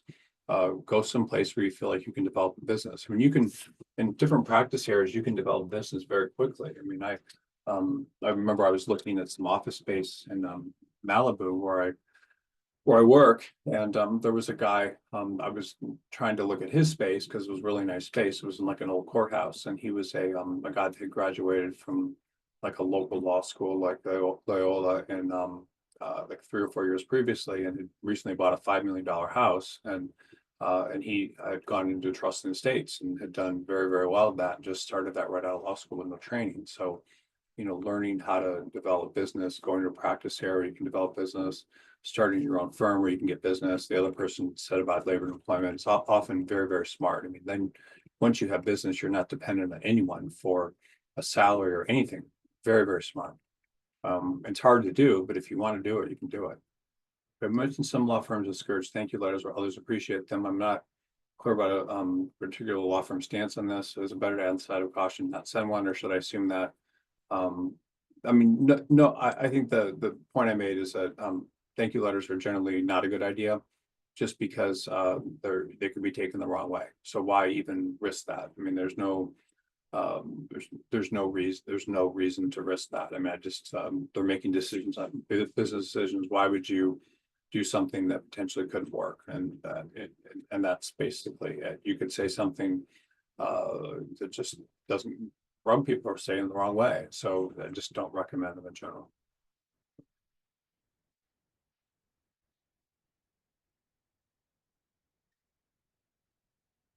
For candidates with multiple rounds of interviews, should we send a thank you note after each round, or is it best to reserve for final interviews? If we do send multiple thank you notes, how can we make each one distinct and meaningful without coming across as redundant?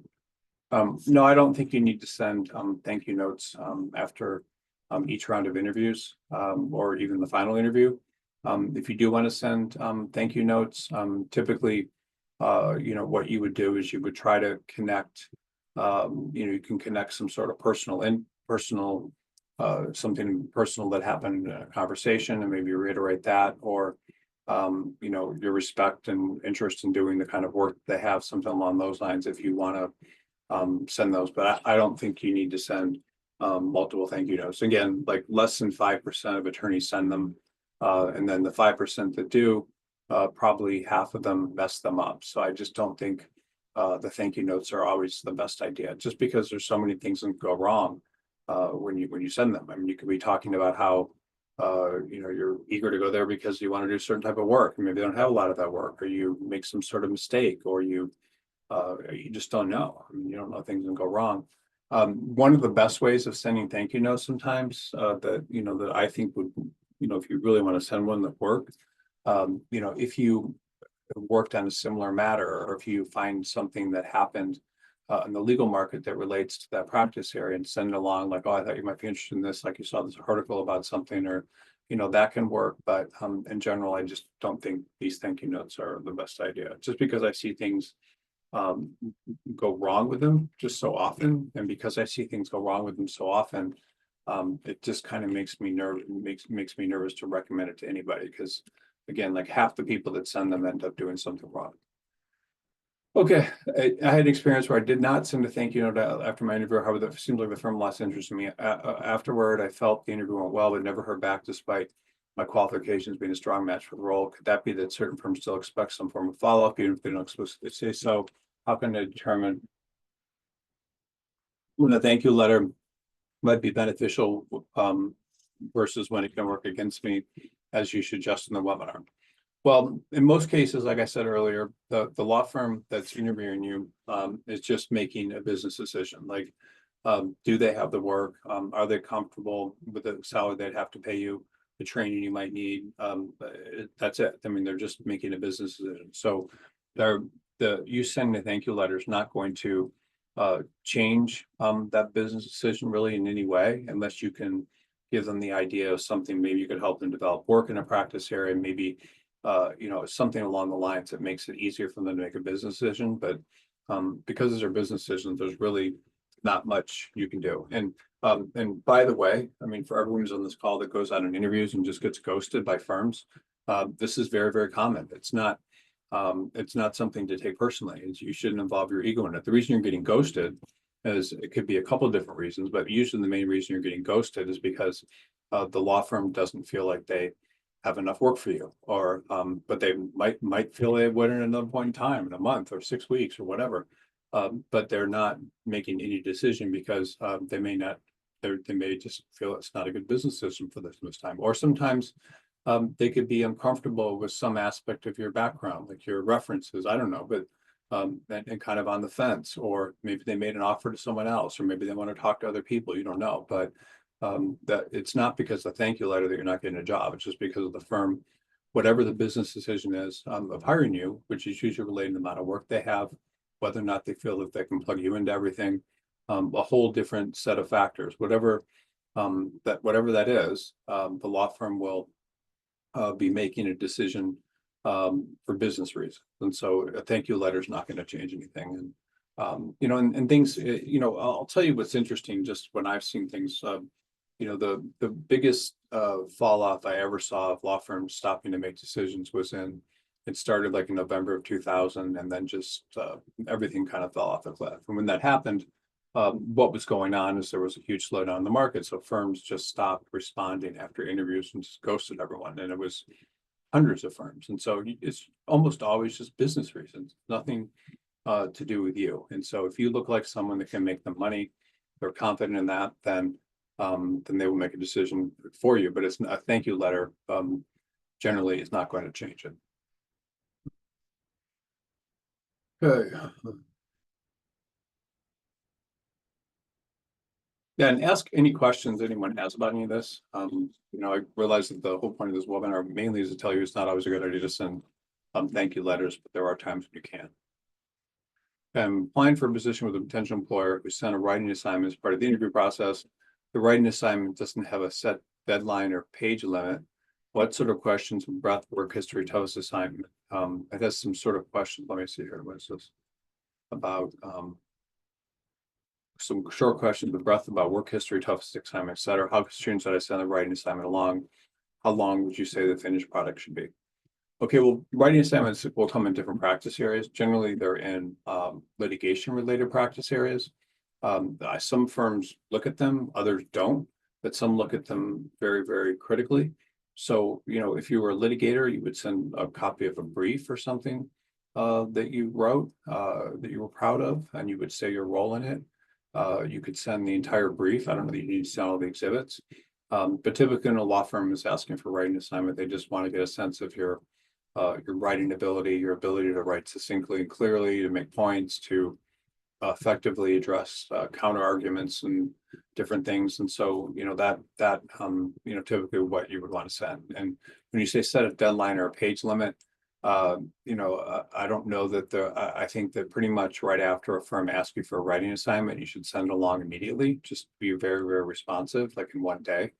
And you can send anything that you filed with a court is public record. So you can always send anything that's, a public record to, you can always send that as a writing assignment. It could be in another practice area, or like for a client, a memo or something that you wrote that you were proud of, and then you would take out the client's name, things out of that. But typically, send your writing sample along as quickly as possible. And then you should send it pretty pretty quickly, and you can say what the product is. If you wrote a law review article or something, you could send that. Those typically are edited by a bunch of different people, so it's probably not the best thing to send, because not all, by the end of the time when it's done, it's not going to unnecessarily be your work. But yeah, you can typically something that you did for a client is the best thing. If you want to ask a follow-up question, you can, but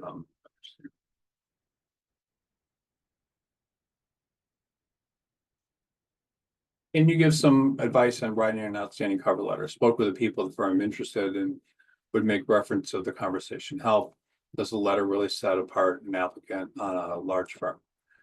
Okay, so you have two things. You have the cover letter you're talking about, and then it seems like you're also talking about the thank you letter. So cover letter. So what does a cover letter need to do? Most cover letters are not read. They often will provide a lot of detail about why you want the job and so forth. I don't think cover letters need to be too long. I think they should always be fairly short. They should say something about how you really like to work at the firm because of their reputation doing this. It's the kind of work you really want to do. That can help you. But when a large law firm gets your resume, typically they're often not even going to be selecting or sending out your resume. They're only going to be sending out your they're only going to be they're just going to be circulating your resume. They're not going to be circulating a cover letter. So I don't think the cover letter is something that's really going to make much of a difference. It's going to be the quality of your resume, and then how you do that. And resumes are a very big deal. Most resumes that I see, probably 80% of them are making a lot of very dumb errors.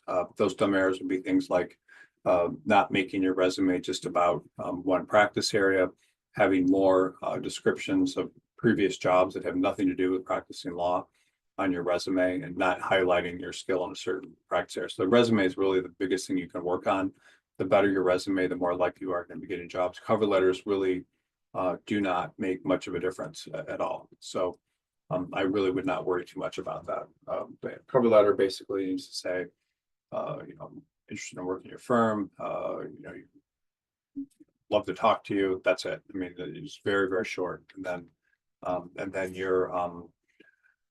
then your thank you letters, if you write those, I mean, I've already given you advice on that. There's, if you can connect with the type of work that they do to send them along some information about, something going on in the legal market related to that practice area that you want to share, that can work. But I don't think there's any real need to send a long thank you letter. Thank you letter, could be showing them you have a lot of interest in the practice area by sending along something that you read or something which I like. That's kind of like not overly, begging like a thank you letter could do. So that could work.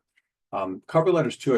I did want to kind of bring up a couple of points. Like, so when I represent candidates, I do send cover letters for them as part of the package. And what's nice about working with a recruiter is a recruiter will go in and they'll find aspects of your background that may appeal to the firm. They will also talk about your reasons for looking for a new position. So it could be there's not enough work where you're at, you're trying to move to a firm that does more of the kind of work you do, you want to get more sophisticated work, all these different things that you might not be able to highlight on your own. So some of those things that I brought up, like why you're looking for a firm, you can't always say in your cover letter, and you should be ready to talk about in interviews. But that's what I do as a recruiter. Is I always try to position the person in a way where they're the most logical person to hire. And to be the most logical person to hire, you need to make them look like the person's trying to move up or move to some place that's a better use of their skills. And if you can do that in your cover letter, it'd be great. But most people have to do that in interviews because you don't really want to write that stuff in a cover letter yourself. And then thank you letters. The thank you letter, if it can provide some value to the recipient. So the thing I like about thank you letters is not just reiterating your background and interest in the job. It would be, saying something like, hey, I just, I thought of you. I saw this, case that came out, or this matter, or this transaction that's somewhere the kind you work on, something along those lines that shows your interest in the subject matter and kind of a way that someone normal wouldn't be, who's just kind of there to do the work. So that could help you. Okay.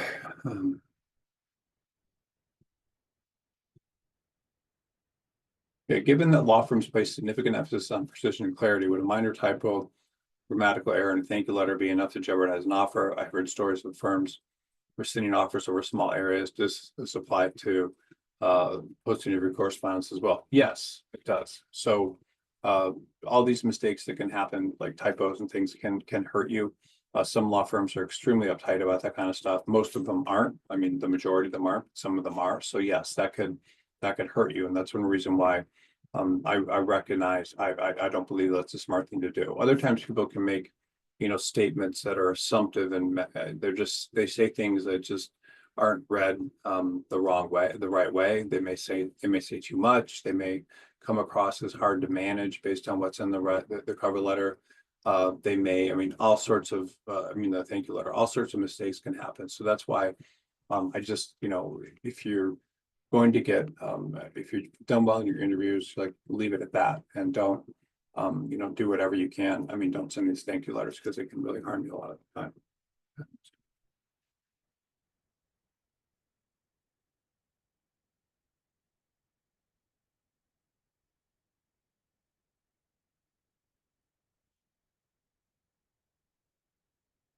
Interview with multiple partners in the same interview is proper to send one thank you note or separate notes.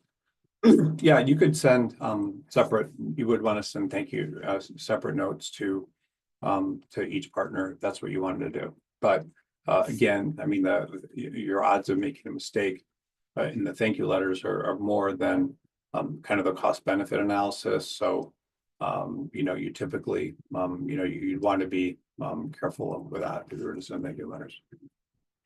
Yeah. But it looks like there's one other question after this. Okay.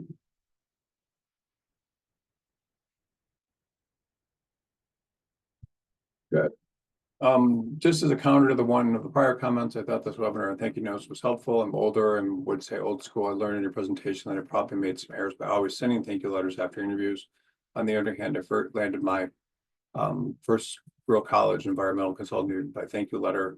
Some months after I joined the firm, was doing a good job. The vice president told me the thank you letter sealed the offer to me. But overall, my experience fits your presentation. Thank you letters probably don't help it off. They may hurt less chances. Sometimes they may help, but I've learned a lot from all the points.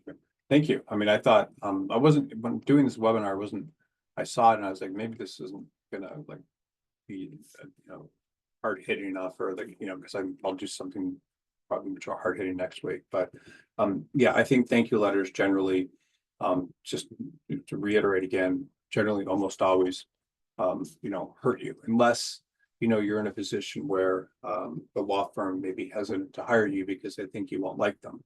So if you're able to send a thank you letter and makes them think you like them, then it can make a difference. So they might not pay enough. Your experience might be way beyond the kind of work that they're doing. They may be in a smaller market for whatever reason, and not think that you would want to move there. Anything that when any reason where they would have to doubt your enthusiasm, and where you're kind of offering more than they're giving, then they can be a good thing to do. But in most cases, they're not. Yeah.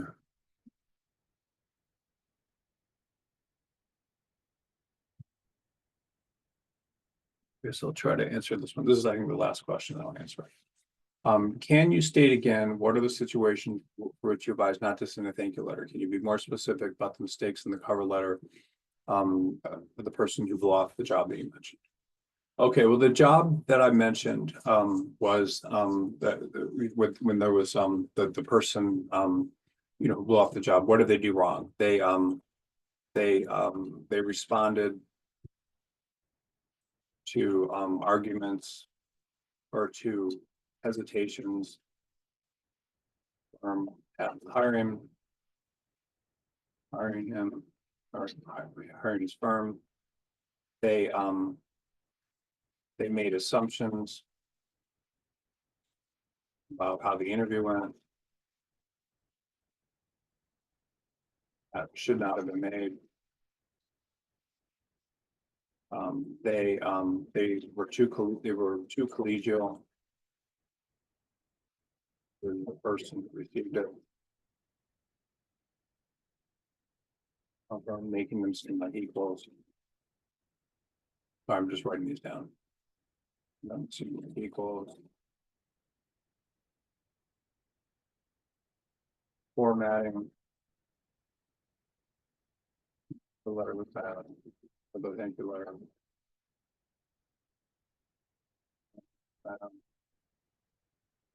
Um,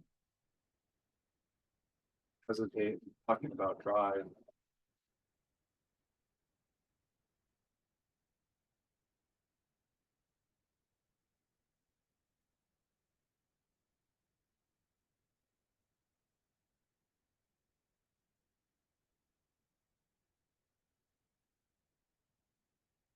Okay, so this person that made these mistakes. So yesterday there was a candidate of mine that was interviewing in a law firm in California, in Orange County. And this person has an office for their firm currently in Los Angeles and then in Silicon Valley. And so they're trying to merge this firm with two offices into a firm with an office in Orange County. So Orange County is about an hour and a half drive from Los Angeles. So they got there to the firm, and the firm had some hesitations about how would we integrate uh, our current firm into your firm, the people and the different employees you have in different locations. And so they kind of brought up all these things that could have been negotiated. So instead of coming up with a solution to all this, they basically said, oh, this doesn't sound like it's workable. So they talked themselves out of a job, when in reality, if I was involved, I could have made that workable. Then they talked about all these assumptions about how the interview went. So they offered their input on everything, and made all these conclusions that the interview had gone really well. And but all these conclusions that the law firm should have been making. So they shouldn't have gone in and said, hey, this interview went really well. They shouldn't have done that. Then when they wrote the thank you letter, they instead of acting deferential, like they would be working for the person receiving that was interviewing them, they acted like they were complete equals, and like they both were running businesses, and like and not the way that you would want to act, were being deferential to someone, and telling them that you were basically going to try to accommodate them, just responding as equals. So this person wouldn't even be working for that person. Then the formatting of the letter was bad. It was sent an email. It had paragraphs that were like 10 sentences long, and then others that were two sentences long. There didn't seem to be any type of logic to how the paragraphs were done. And then there were questions about how do we run an office in three different areas. There were easy solutions for that because there was already two offices running just fine. So having a third office was not that, it wouldn't have been that difficult, but there wasn't any solution to that proposed in the letter.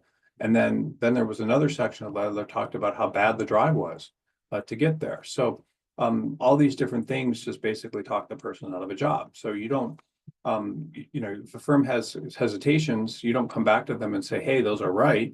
You come back to them and say how that's workable. And so had I was advising this person, I wouldn't have told them to do any of this. So they made all these multiple mistakes that essentially prevented them from getting a job paying $500,000 a year. So, these are the kind of mistakes. Now, this is not something that the person did intentionally. I mean, they were just doing things the way that they would do them. But had they not done this, then I certainly could have stepped in and probably fixed most of these things and made it workable. But it wasn't workable. So this is an example of sending a thank you letter and why it can create problems. Again, when people are sending these thank you letters, a lot of times too, what happens is that they suddenly appear desperate for the job, and that doesn't make them look good either. And so again, these are most situations I advise against it. I advised against it most of the time with for junior attorneys. I don't think it's always a good idea. For senior attorneys, I don't think it's always a good idea. It's only really a good idea in most cases. And this is my belief, is that you send thank you letters when the firm would be hesitant to hire you because they don't think they think that you might think you're too good for them, or not accept an offer for whatever reason. And if you do it in that situation, then it's much likely to go farther than not, because they will feel, like if you went to like a top 10 law school and you're 3 years out of law school and everybody in the firm went to local law schools, they're going to feel like you're not going to want to work there because of the quality of the type of attorneys that are working there. And so if you make them feel like you really want to work there, instead of feeling like you blow them off, it makes them feel like you really want them. So a lot of times, when I talk to law firms, they're very scared of making offers to people from frankly, from firms that are paying a lot more or doing more important work. They're frightened about making those sort of offers because they don't believe they're going to be accepted. So if you can send a thank you letter in those sorts of situations, that can help you. And if you do want to send thank you letters, my advice would be you can send them, but if you send a thank you letter with value, meaning you found some interesting matter that would be relevant to their practice and you're reading it and you're excited about it, like that shows enthusiasm for your practice area and for practicing law. But just sending a thank you letter saying, hey, I really enjoyed talking to you and learning about your Frisbee hobby or whatever, typically isn't going to go as far. It's just going to make you look a little bit, it's not, it's not helping them, but helping them make better business decisions, giving them useful information and, something that could help their business and showing your commitment to a practice area and why you're in that can help you as well. So, but in general, I recommend not doing it just because of all the mistakes people make. People make typos, people make assume things, people don't give adequate, they make arguments that make the firm against them, or they bring, they just do all sorts of things that end up making it much more difficult for them to get jobs, and they make mistakes. And that's my experience. And again, it's not always the case, but that's kind of how I think about it. All right, well, thank you everyone for being on this webinar. I hope this was helpful to people. I don't know that there's a lot more to say about this topic. I tend to like to do much harder hitting topics than this, but I think that there's been some observations that from this person above that sending these thank you letters probably wasn't a good idea, and it's just something I would be very, very careful about if you do it. And if you really do feel like you need to send thank you letters, then just think about it from the firm's point of view. Like, how does this person advance my business requirements? So by or business needs. So how does this person advance my business needs? Are they what does that mean? Hard worker, make things easier for me,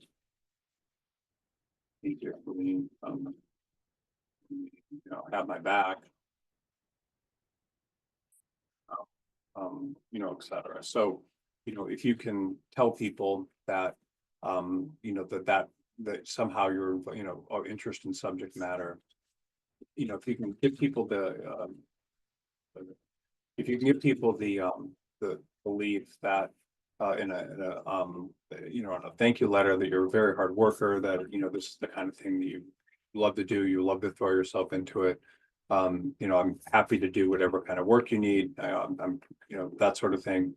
The person feels like you have their back, like you're going to support them, and then you have a real interest in the subject matter, et cetera. Then that's going to help you as well. So just if you do want to do that, how does this person advance my business needs? Help me get more work, that sort of thing. So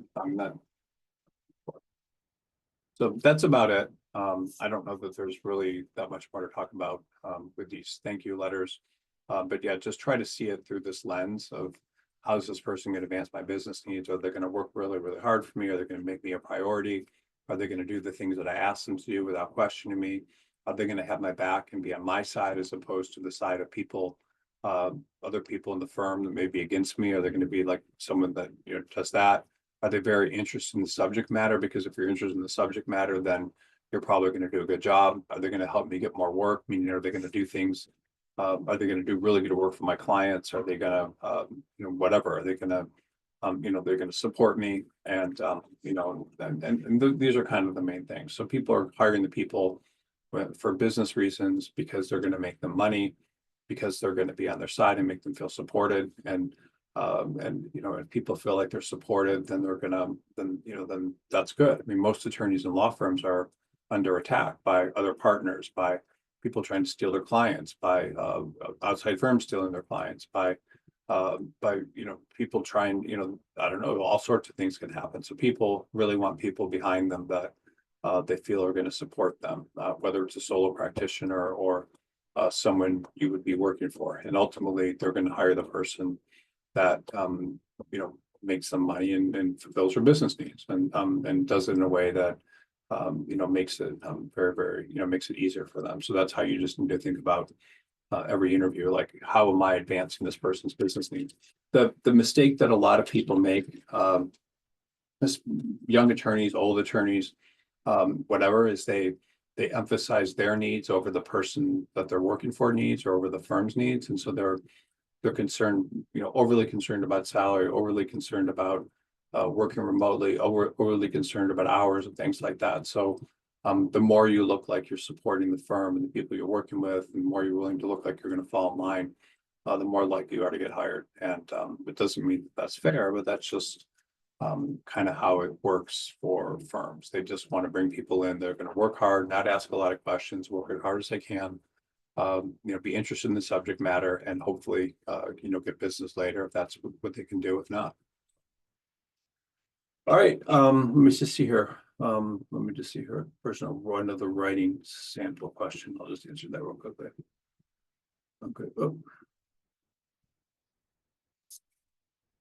I have a writing sample that went to court. It was successful. Court ruled our way, yet it did have some typos. Is it okay to retype it, correct, and give the correct citation of the court file? Yeah, you can fix the typos and then just send the version that wasn't submitted, and then send a version that wasn't submitted to the court. That's perfectly fine. Yeah, and you need to be careful with typos. One thing I would say to people about typos is, I have a candidate right now that's very successful. She was just doing incredibly well and was very, very smart. And she would start work at a big New York law firm at like 9:30 every morning, work till like 1:30 and all weekends, and just did an exceptional job. And on top of that, just all these amazing things, like all these published articles in her practice area and everything while she was practicing there. And so she kept asking them for feedback every time she got a review, and they said, "Oh, you're doing, you're doing really well. You're doing a good job." And then, but she said, "Well, can you give me any input?" And they said, "Yes. The only thing you could possibly do would maybe be improve the writing a little bit." So she kind of thought about, do I need to take a course? What do I need to do? Because this person's always done very well. I mean, she's like 98th percentile in the LSATs, like perfect grades at an Ivy League school, like before law school, did incredibly well in law school. But suddenly someone was on law review, you have to be able to write that. And suddenly she gets this one piece of criticism. So she decides that she's going to take a year off and go do a federal clerkship, because she'll get to work directly with a judge and improve her writing, which I don't think was a good career decision, because she's giving up, $300,000 a year job for something that doesn't pay anywhere near as much. But she did that. And I don't think for writing anymore, like with ChatGPT and all these editing softwares, that people should really have any worries about their writing, because you can always proofread things and check it, and you don't need to submit things to anyone that has errors in it. When I was a young attorney and people used to have me write memos, I mean, if you had a typo and anything you wrote, it would be like a horrible thing. And back then there wasn't any type of automated software that can check your writing. So I don't think anyone really should have any problems with writing samples and things at this particular point in time, when there's plenty of things that can help you make that stuff perfect. Same thing with thank you letters. If you run a thank you letter, also run it through software, proofread everything. It just has to be perfect. And the whole logic, by the way, like a lot of times young attorneys don't understand why the not having any errors and stuff is so important. The idea is that if you're making typos and different errors in a written document, you're asking someone to accept your legal analysis about something. And if you can't, if your presentation is flawed, like with typos and all these things, then the thought is that your logic and everything you're concluding and asking people to believe is flawed too. So So that's one of the reasons. And in large law firms that work on different matters, they have outside counsel and stuff that is reviewing their work. And if the stuff is flawed, but and the outside counsel sees that, then it makes the company look weak. So all this stuff about producing really high quality work is really a big thing, and you have to be able to do it. And these days, with all this editing software and so forth, there's not really any excuse for not doing that. All right, well, thanks everyone, and I'll come back next week with hopefully a much more interesting topic. I'm glad that people found this interesting, and then I'll also send a copy of everyone the interview guide, as well as a book about interviewing as well, when we get off the call. Send it this week or early next week. Thank you.